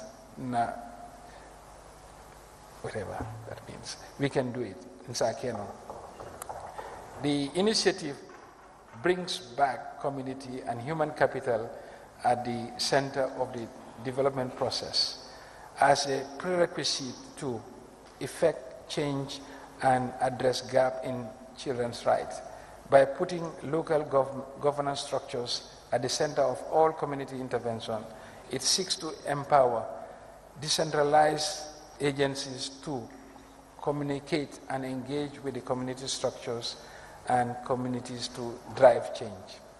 The second is the Job, Skills and Finance Program for Women and Youth in the Gambia, a 4-year initiative funded by EU through the United Nations Capital Development Fund at a tune of 15.2 million euros. The program supports social inclusion and employment of youth and women, with specific emphasis on promoting gender equality and addressing climate change. Fundamentally, it seeks to contribute to job creation for youth, women, and local communities, develop skills, and improve access to finance. During the period 2023, a total of $720,000 equivalent to $43.8 million was directly disbursed to 32 wards in 4 local government areas. Cumulatively, a sum of $1.1 million equivalent to $68 million was disbursed from inception. The type of sub-projects implemented by the wards include integrated vegetable garden, solar-powered borehole reticulation systems, culverts, household and street solar lighting systems, solar-powered borehole reticulation systems for domestic use, and poultry schemes. Foreign affairs. The government continues to implement its foreign policy objectives with the ultimate aim of promoting, safeguarding, and achieving the country's socio-economic interests, including through the harnessing and mobilization of domestic and external resources for the realization of the Green Recovery Focus National NDP. Despite current challenges, the government has continued its engagement with partners at the national, regional, and international levels, geared towards maintenance of durable peace, stability, and development of the country. Our major international and regional partners, such as United Nations, OIC, EU, AU, continue to support our development and reform agenda. At the bilateral level, relations between the Gambia and several countries continue to thrive progressively. Follow-up engagements are underway with bilateral partners in ensuring effective implementation of various mutually beneficial cooperative agreements. The government continues to strengthen the country's economic, social, and political ties with its Asian partners and friends. In line with this spirit, the government of the Gambia has participated at high-level international fora such as FOHAC, TICAD, and received capacity-building support from China, India, Japan, Singapore, South Korea, Thailand, and most recently Indonesia in preparation for the OIC summit. Facilitated the provision of healthcare services by China and India and infrastructure projects with China, as well as wide-ranging economical, financial assistance in the form of grant, loans, and material support, which are all aimed at enhancing the systems, processes, and ICT infrastructure of the public service. The EU and its member states are one of the crucial partners for the Gambia. Since the change of government in 2017, EU stood by the Gambia and ensured the implementation of many projects that positively impacted governmental operation and lives of the Gambian people. Recently, the Gambia has been included in the EU-funded MAC program 2021 to 2027, a cooperation program whose objective is to strengthen sustainable growth and competitiveness of SMEs and job creation. The Gambia has also received 4 million euros from the West African Competitiveness Project implemented by UNIDO. For the maintenance of a balanced and mutually beneficial relationship, the Gambia organized the Gambia-EU Partnership Dialogue, Article 8 Dialogue, on the 10th of January 2023. This was fully graced by the honorable ministers from almost all the sectors of the economy. Within the framework of our continued engagement with development partners, the Gambia government on the 24th of October 2023, with the Office of the UN's Resident Coordinator, jointly signed and launched the Sustainable Development Cooperation Framework between the Gambia and the United Nations systems. This cooperation framework is the partnership between the Gambia government and the United States and the United Nations systems. The framework aligns with our national development priorities global development agenda, such as 2030 SDG and the 2063 African Union Development Agenda. Migration has been a key priority for the government of the Gambia. Aligned with the principles and objectives of the Global Compact for safe, orderly, and regular migration, the government of the Gambia has established a national coordination mechanism on migration to strengthen and support the coordination, synergy, and complementarity of all stakeholders in the migration landscape. Similarly, the government recognizes the value that the diaspora brings to its development efforts and has been tapping the opportunity to increase the human capital and financial resources that Gambians abroad contribute to the development of the country. Beyond remittances, the diaspora continue to fulfill a key development role in the Gambia as major direct investors in critical emerging industries such as agriculture, tourism, and other sectors. Data and statistics.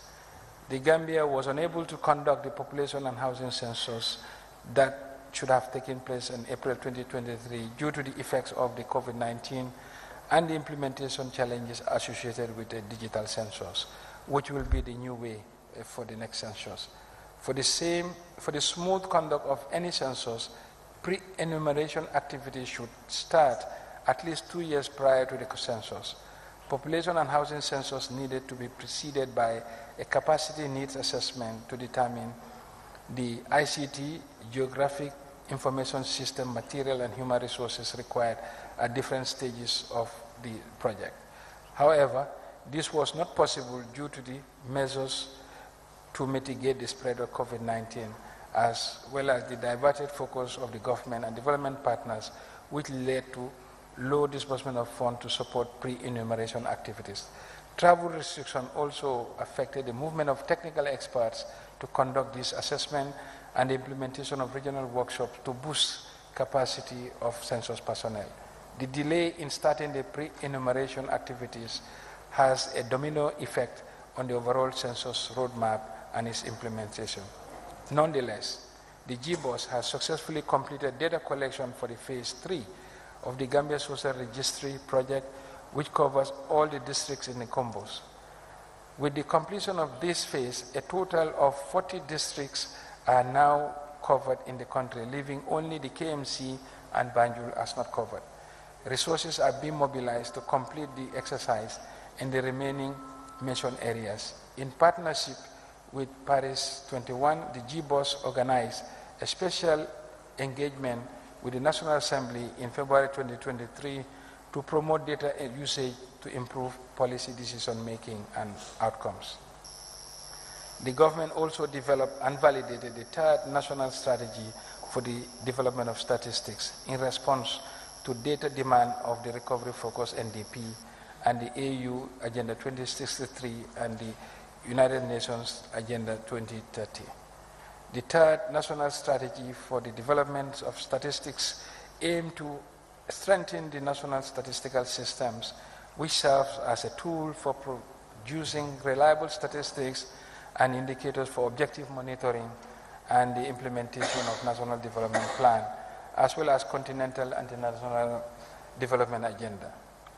In coordination with the Ministry of Health, the GBOS led the conduct of Essential Health Services Strengthening Survey. The survey was commissioned by the Essential Health Service Strengthening Project, and the purpose of this World Bank funded project is to improve the delivery and utilization of quality essential primary health care services in the Gambia. The baseline information used to evaluate this project were sourced from multiple indicator cluster surveys and the Gambia Demographic and Health Survey, which were conducted by the GBOS. Honorable Speaker, we now turn to revenue administration.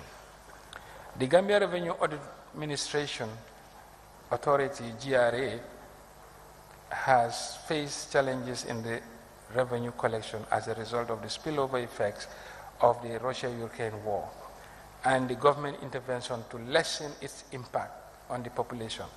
Nonetheless, ongoing reforms have contributed positively towards their performance.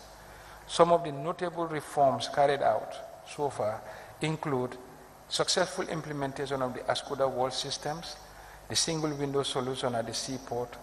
Reforms are also being implemented in the areas of border and inland border controls, post-clearance audit, and enhanced risk management. In addition, efforts are being made to implement the new integrated tax administration system, ITAS, for the administration of domestic taxes, develop a monitoring and evaluation system, and automate internal audit process, and cleanse the taxpayer register. The authority is also working with ECOWAS Commission as part of a regional initiative to implement the SIGMAT, which is meant to assist in the tracking of goods in transit within the ECOWAS region. As part of efforts to improve domestic resource mobilization, the Ministry of Finance and Economic Affairs, in partnership with GRA, signed a PPP contract early this year for the implementation of revenue mobilization solution for accessible goods, telecom services, and refined fuels with SIGPA, a Swiss-based company, with GRA as the implementing agency. The project governance structures have been established, and the regulation for the accessible goods and refined fuels were signed in April 2023. Medium-term growth outlook. Recovery and growth prospects over the medium term are expected to be subdued as conditions remain precarious due to the recent global developments. The downward revision of the global growth to 3% in 2023 from 2.9% in 2024 promises a challenging medium term.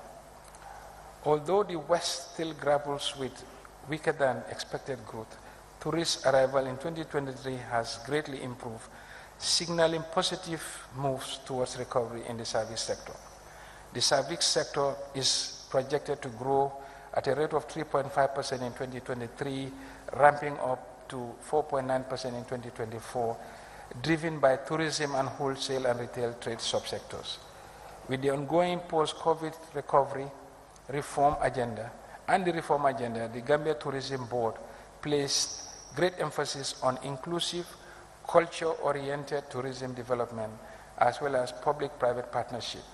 In this vein, the board rolled out the Eco Lodge project in strategic locations across the country to boost ecotourism as well as domestic tourism. Other plans include market development and diversifying source markets, including development of sub-regional tourism, enhancing tourism products and product diversification, enhancing quality hospitality and digitalization in the industry, boosting air access as well as improving travel facilitation, and increasing the geographic spread of tourism. Institutional strengthening and infrastructure development are also given a lot of attention within the ongoing reform process. Performance in the industry is also expected to recover on the back of strong performance in the electricity and construction subsector. Construction of OIC roads and other infrastructure for the conference should be completed in 2024. However, this does not signal an expected slowdown in public investment. In contrast, public investment in infrastructure is expected to increase in the medium term. Key among the priority infrastructure projects include the Banjul Port Expansion Project, the University of the Gambia Project Phase 2, solarization of schools and hospitals, construction of new government complex, the rural and urban roads such as the Sting Corner, Abuko Lameng, Mandinarim Bypass, the widening of the Kairaba Avenue, and private construction is also expected to remain vibrant in the medium term. Furthermore, mining and quarrying subsector is expected to remain on a decent path in the medium term, fueled by rising export of heavy mineral concentrates and improved supply chain conditions. The agricultural sector is expected to continue a steady path to recovery after the downturn in 2021, with a growth projected rate at 8.3% in 2023 and 7.1% in 2024. On the back of good rainy season, these projections largely rest on two factors. First, Improved investment efficiency and reforms in agricultural projects, coupled with increased private sector participation in rice and vegetable farming, as well as poultry and animal husbandry. Second, fisheries and aquaculture production, which in 2021 represented almost half of the total agricultural production, is expected to perform well over the medium term. The Ministry of Agriculture has developed a national agriculture extension policy to promote sustainable, intensive agriculture production and value addition, which will boost agricultural production and efficiency in the medium term. The establishment of a cogeneration plant for groundnut, which is anticipated to be commissioned in mid-2024, is also expected to contribute to the projected growth in the sector. Going forward, the economy will rely heavily on the productive sector to perform as projected in the medium term. Nevertheless, the risk of a poor rainy season could exacerbate volatility, hence recovery efforts must be premised on a strong commitment to medium-term policy reforms to ensure resilience. On the fiscal front, domestic revenue collection is projected to increase from 16.9 billion in 2023 to 22.8 billion in 2024. This positive growth trend is expected to remain constant over the medium term at an average annual rate of 20% in nominal terms between 2023 and 2027. The improvement reflects robust revenue mobilization efforts and the implementation of the GRA reform agenda geared towards improving compliance and expanding the tax base. With the Revenue and Tax Policy Directorate handling all tax-related matters, several reforms are being initiated to increase government tax revenue, including reviewing contracts of organizations that are not paying tax and a reform related to duty waiver and special investment certificates.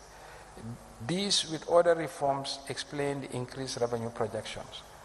Total grants are anticipated to decline from 16.3 billion in 2023 to 12.2 billion in 2024.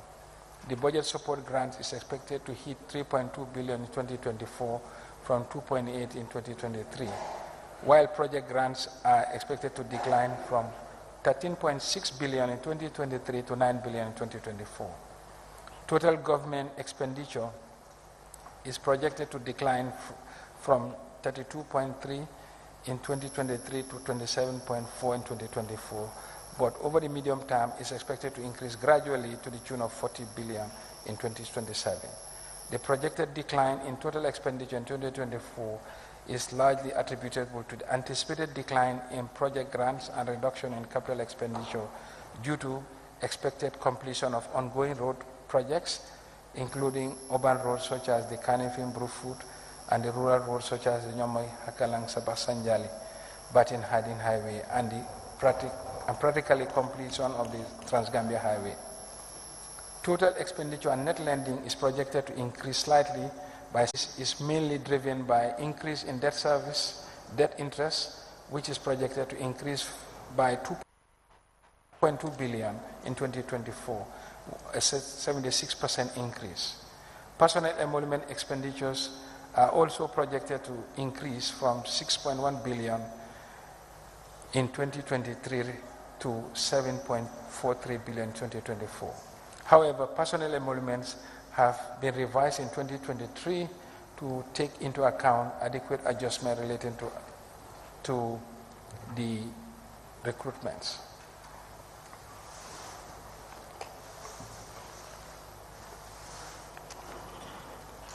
Honorable Speaker, we now feature the salient aspects of this budget. Total revenue is expected to increase by 5% on the back of an 86%, 24%, and 15% increase in non-tax, tax, and budget support grants, respectively. However, project grants are projected to decline by 34%. Total expenditures to increase by 8%, mostly attributable to increases in capital expenditures to the Ministries of Higher Education, Foreign Affairs, and Debt Service payments. These allocations are allocated to the University of the Gambia Project Phase 2 and the construction of Chancery for the Gambian embassies in Abuja, Dhaka, and Brussels. The budget deficit in 2024 as a percentage of GDP is estimated to decline to 2.55% compared to 3% in 2023, and thereby resulting in a reduction in the net foreign borrowing by 21%. Social sectors such as education, health, and agriculture spending account for 26% of the budget. Capital expenditure will constitute 28% of the budget to build the infrastructure and capital base for economic development. The key priority for the budget and the medium-term fiscal objective will be to reduce the budget deficit and the overall debt of the country. Rationale for the 2024 budget allocation. Honorable Speaker, we include this section to highlight the logic behind the key allocation to strategic sectors. National debt. The debt service payments have increased from 4.3 billion in 2023 to 7.5 billion in 2024, representing a 74% increment year on year. As a share of the total government local fund appropriation, debt service comprises more than 25% of the total budget. This is also roughly equivalent to the budget allocation to the three sectors of education, health, and agriculture. That is why, in our medium-term approach, we must tackle debt as a national priority. Ministry of Basic and Secondary Education. The 2024 budget allocation for the ministry stands at 4.2 billion, representing 20% increase from the 2023 budget of 3.5. This increased allocation reflects government's strong interest and continuous support for the development of education in the country. It is important to note that most of the basic and secondary education budget goes towards personnel emolument, subventions to schools, school feeding program improvements, as well as the payment for the exam fees. School feeding, especially for the lower basic, continues to be an important area for the ministry. About 162.5 million has been dedicated to school feeding, representing 30% of last year's budget increase. West African Exam Council fees of 120 million has also been factored in for exams, and in addition, 255 million has been budgeted for the school improvement grants, which continue to be relevant, especially for the secondary schools.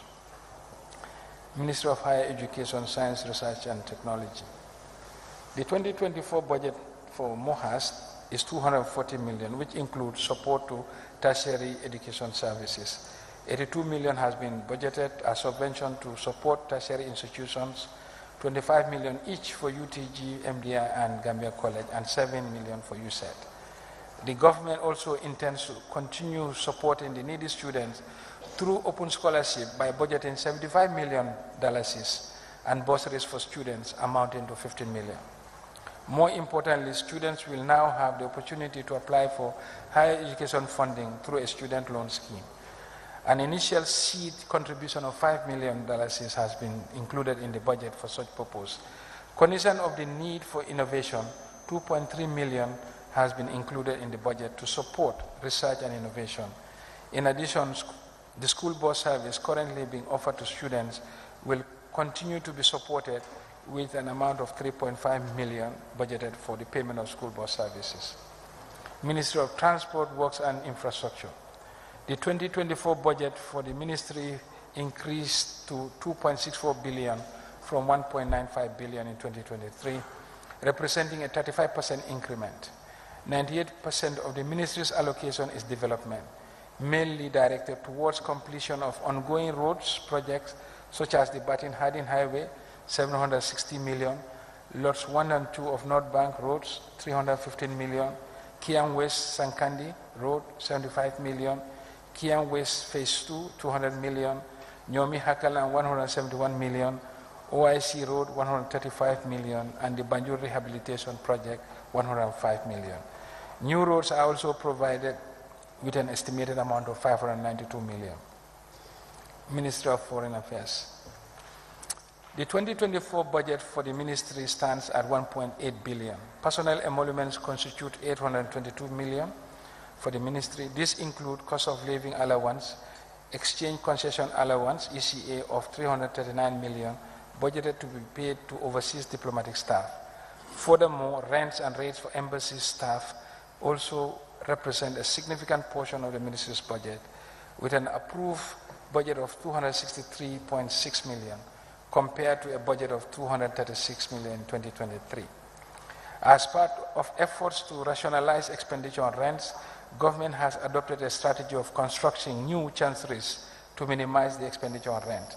Hence, preliminary estimates of 80 million has been programmed for the construction of new chancery buildings in Abuja for 30 million, Brussels 20 million, and Dakar 30 million. Additionally, 300 million has been budgeted for the hosting of the OIC conference in May 2024. Ministry of Health budget stands at 2.3 billion compared to 1.9 billion in the previous year, representing a 21% increase.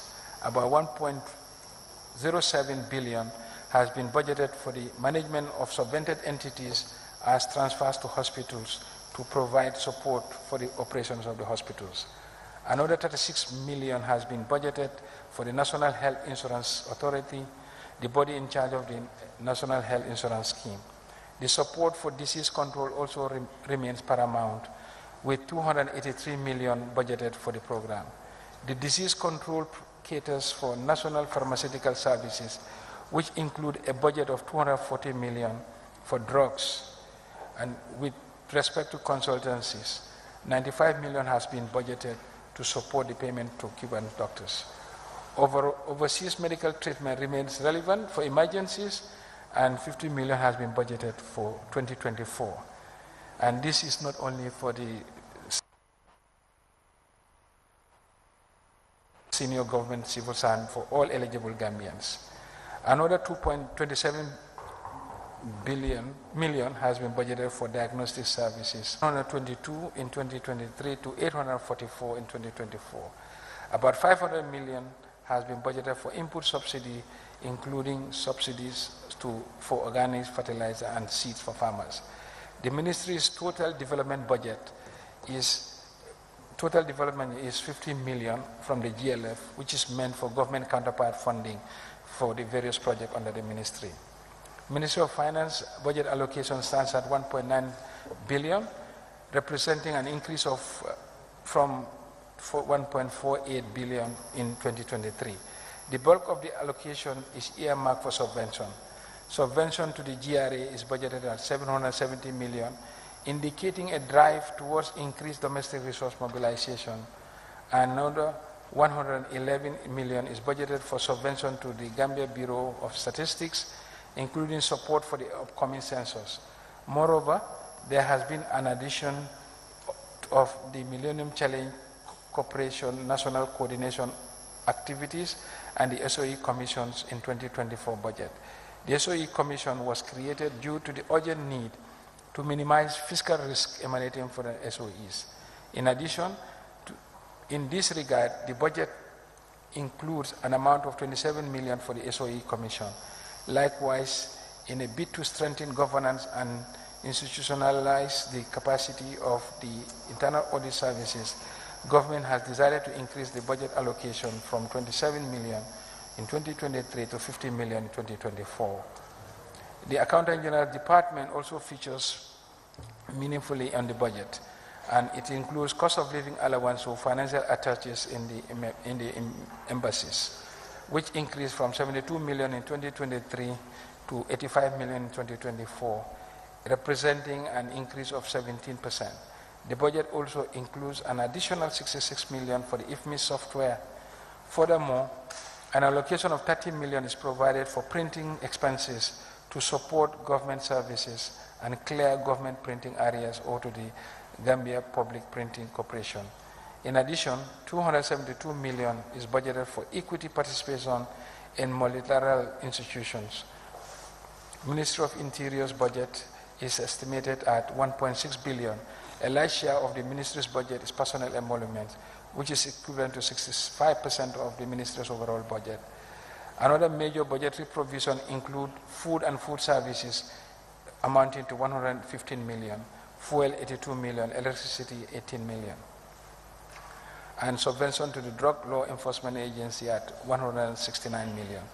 The Ministry of Defense attracts an increase of 16% from prior year, that is from 852 million to 992 million in 2024.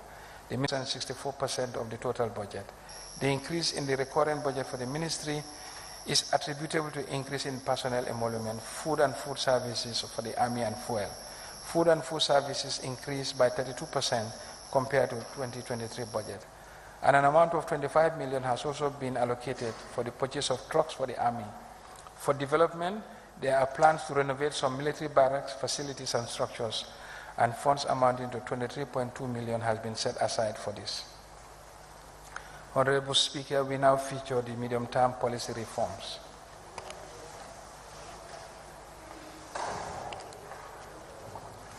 To ensure fiscal sustainability and improve future conditions in terms of revenues and expenditure management, the following reforms must be considered and implemented. 1. Extension of performance contract to all SOEs and repositioning of strategically important ones to reflect good corporate structures with a view to improving their financial viability, service delivery, and reducing fiscal risk to the budget. 2. Development of a pipeline of bankable and commercially viable development projects in line with the flagship priorities identified in the Recovery Focus NDP, and provide risk guarantee schemes to unlock private and institutional financing, including pension fund. Strengthening of the public investment management through institutionalization of the medium-term public investment program for all sectors, and ensuring all public investment pass through the Gambia Strategic Review Board selection criteria. Development of a domestic resource mobilization strategy to enhance revenue collection. Review of the GAIPA Act 2015 to rationalize incentives and improve monitoring, reporting, and tax returns filing. Development of a tax expenditure policy to ensure that tax incentives align with the government overall fiscal objectives. Development of a duty waiver policy that incorporates tax compliance management. Corporate tax payments by major contracts must be enforced.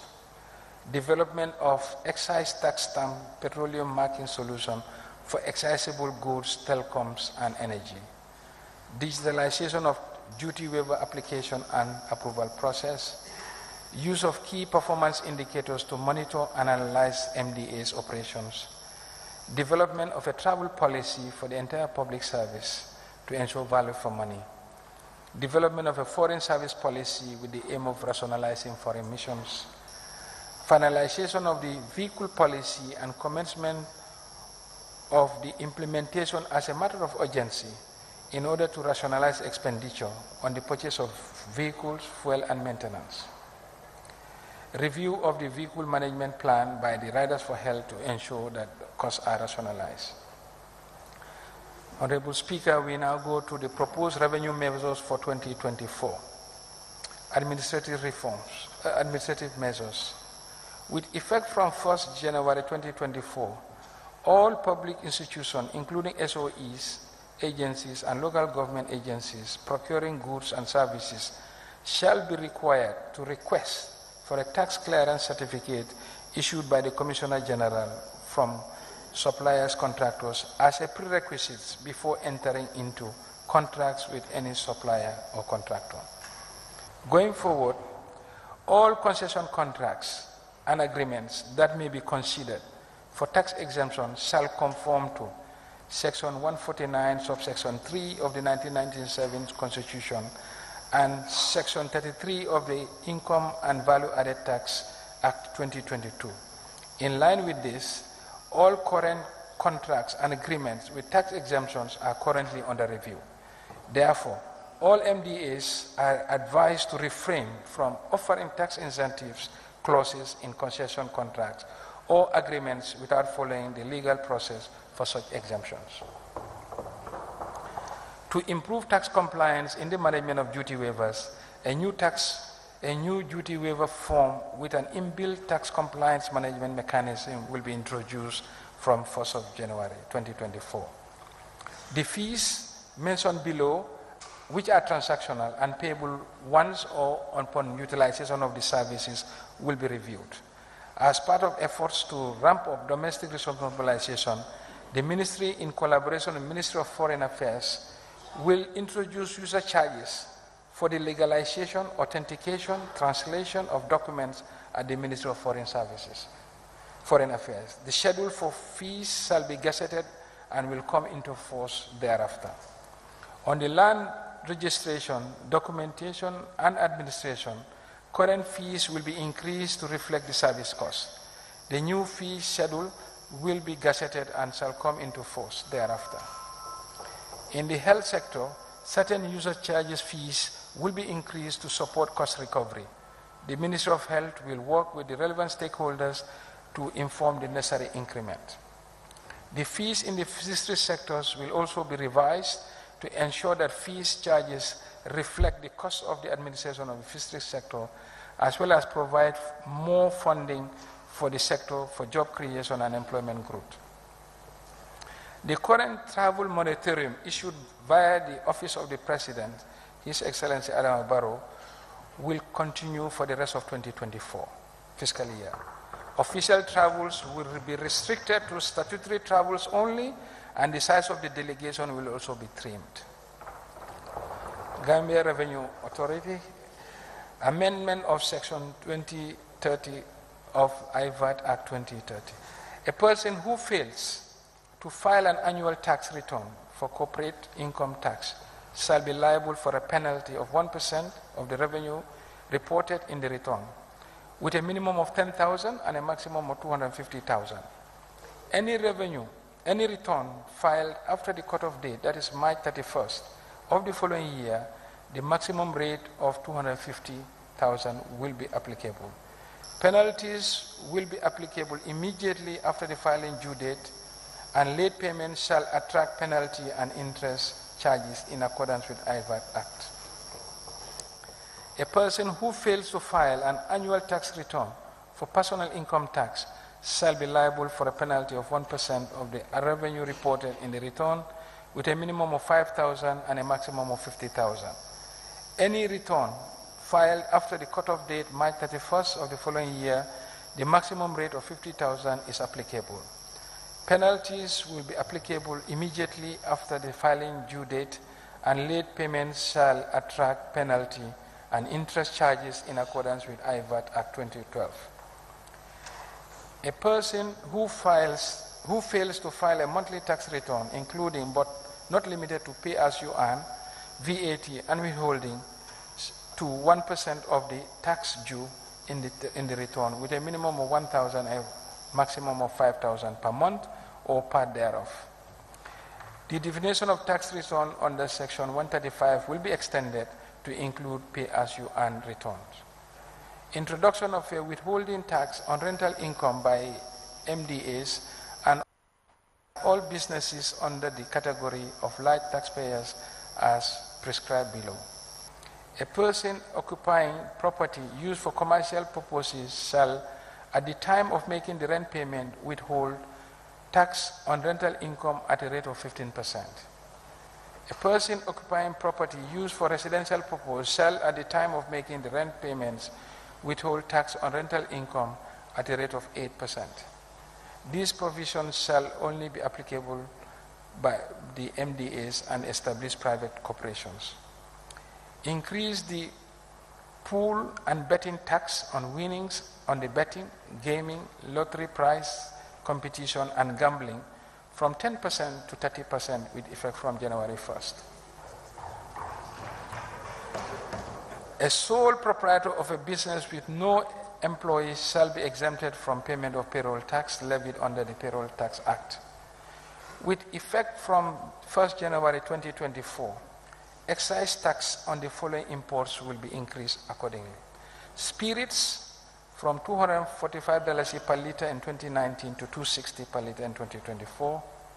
Beer from $135 per liter in 2019 to $150 per liter in 2024. Wine, $210 per liter in 2019 to $225 per liter in 2024. Progressively, Increase the excise tax on used vehicles that are more than 15 years old. Used vehicles up to 20 years old will attract 20% excise tax. Vehicles up to 30 years will attract 25% tax, and any vehicle older than 30 years will attract 45% excise tax. This is intended to discourage or reduce the importation of old vehicles into the country which pose environmental risk. Resume the collection of domestic excise tax on flour at 5% ex-factory price from January 1st, 2024.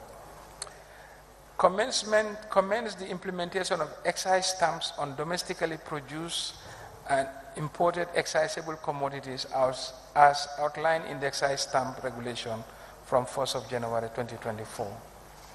Commence the implementation of fuel marking during the year and implement the revenue assurance system for mobile network operators. Cigarette and other tobacco products tax increment will be as follows.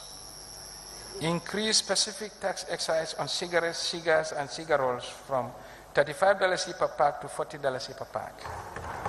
Increase the environmental tax on cigarettes, cigars, and cigarillos from $5.22 to $7.22 in 2024. Increase excise tax on other tobacco products from 420 kilograms to 450 in 2024. Increase environmental tax on other tobacco products from $200 per kilogram to $220. Introduce additional 10% ad valorem excise tax on all imported tobacco products, and increase excise tax at 15% on all electronic cigarettes, vapors, and gadgets. To continue the Gambia government's commitment under the WHO Framework Convention on Tobacco Control and ECOWAS excise directives on tobacco products, we will introduce a tobacco levy at $50 bottles on cigarettes, cigars, and cigarillos. Public revenue collection process will also be enhanced to make it mandatory that revenue will be directly collected by financial institutions. Government revenue collectors will focus on documentation such as preparation of invoices and receipts and reporting, but no longer cash handling. A legislation embodying the above-mentioned revenue measures will be promulgated to provide the legal framework for the collection of the said taxes, duties, and levies. Honorable Speaker, as we draw the curtains on 2023 fiscal year and prepare for 2024, let me conclude by drawing the attention of this August Assembly to the very challenging and unprecedented position we find ourselves. Multiple overlapping shocks send destabilizing waves to economies across the world, worsening global economic prospects and domestic economy. While the country is still grappling with immediate and long-term effects of the pandemic, the Russia-Ukraine conflict is negatively impacting the recovery process. The rise in global food and energy prices, as well as high cost of borrowing due to contractionary monetary policy stance, contribute to creating a pass-through on the domestic economy. As we relentlessly work to surmount these challenges, it is worth it to note that the outlook remains grim. In these circumstances, we have been forced to look inwards. In doing so, we have realized that to weather the storm, we must build resilience from within. This requires serious commitment to reforms in critical areas to strengthen recovery and build sustainable resilience. It is essential to enhance revenue collection and enhance value for money in public expenditure, strengthen macro fiscal sustainability over the medium term. The government, through the Ministry of Finance and Economic Affairs, is strongly committed to promoting fiscal discipline across the MDAs, implementing robust public financial management systems, and sound pro-poor fiscal policies to achieve macroeconomic stability and broader goal of inclusive growth and poverty alleviation. To reinforce the country's macroeconomic and socio-economic fundamentals, reforms are urgently needed across the board especially in areas of digitalization and agriculture, value chain development, in strong and close partnership with private sector. The growing impacts of the climate change and adverse weather events heighten the threat to food security. The government remains committed to intensifying the resource mobilization to fully implement the resource-focused NDP. A draft financing strategy has been prepared, and a domestic resource mobilization strategy will also be developed to serve as a tool that will inform domestic resource mobilization policy reforms to strengthen our national resource mobilization drive. In addition, the Gambia continues to benefit from unwavering support of development partners in tackling key challenges and advancing our national development agenda. Strong collaboration is urgently needed to tackle our shared challenges and get on a path to recovery. The recent shocks to the global economy have brought to light the simple fact that the world has become a global village. On behalf of the government and the entire Gambian population, I will use this opportunity to record our profound gratitude to our development partners for their resolute support in our development agenda. It is with deep appreciation that I mention the World Bank Group, the International Monetary Fund, the European Union, African Development Bank Group, Islamic Development Bank, the UN agencies, the African Union, OPEC Fund, Arab Bank for International Development, GIZ, IFAD, ECOWAS, MRC Holland Foundation, the Commonwealth, Red Cross, the Kingdom of Saudi Arabia, Saudi Fund for Development, Kingdom of Morocco, Turkey, the State of Kuwait, and the Kuwaiti Fund, Russia, the People's Republic of China, Japan, South Korea, Republic of France, the United Kingdom, and the United States are strong enabling partners. I would like to take this opportunity to thank His Excellency President Adama Barrow for his support and leadership stance in these reforms. I also thank my colleague cabinet ministers and the team of hard-working staff at the Ministry of Finance and Economic Affairs. I'm equally thankful to this August Assembly and the staff of the National Assembly under the leadership of the Speaker and the Clerk for working tirelessly to approve the 2024 budget estimate. We remain committed to sustaining this partnership, and we believe that as we work together, we will jointly deliver on our joint mandate to improve the lives and livelihoods of the Gambian people. On this note, Honorable Speaker, I submit and I beg to move.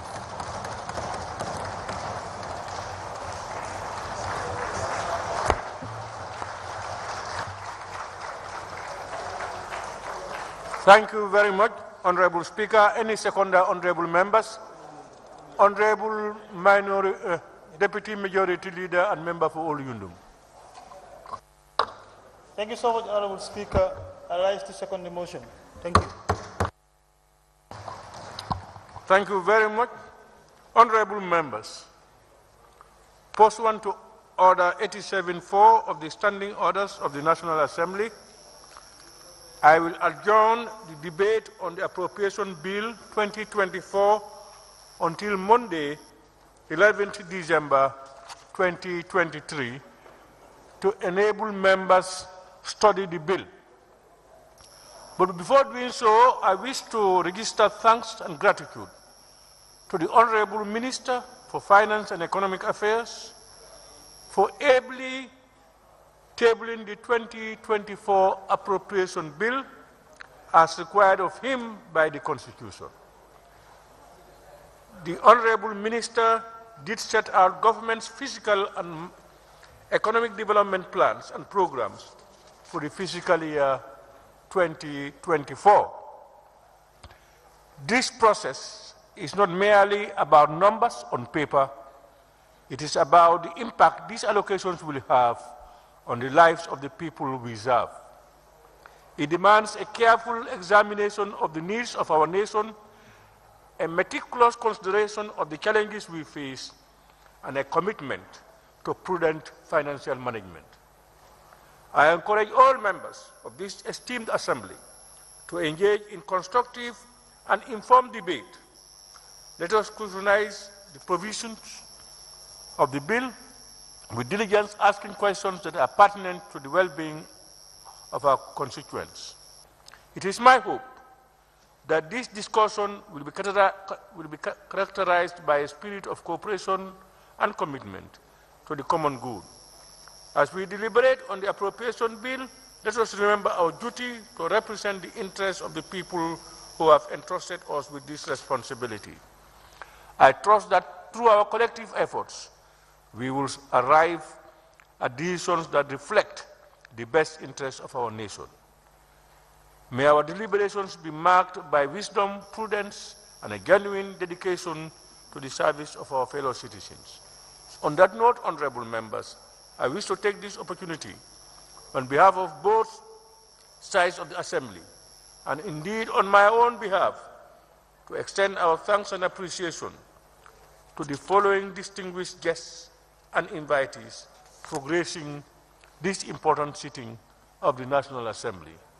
His Excellency the Vice President of the Republic, my Lord the Chief Justice, honorable Cabinet Ministers here present, members of the Diplomatic and Consular Corps, permanent secretaries and head of institutions, staff of the Ministry of Finance and Economic Affairs, senior government officials here in present, service chiefs, religious leaders, members of the press, and all other invited guests and the public in general.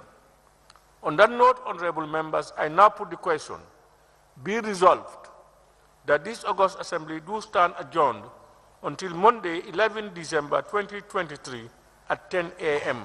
prompt. Those in favor, please say aye. Those not in favor, please say no. The ayes have it. This Assembly now stand adjourned until Monday, 11 December 2023 at 10 a.m. prompt for the debate and consideration of the appropriation bill. I thank you.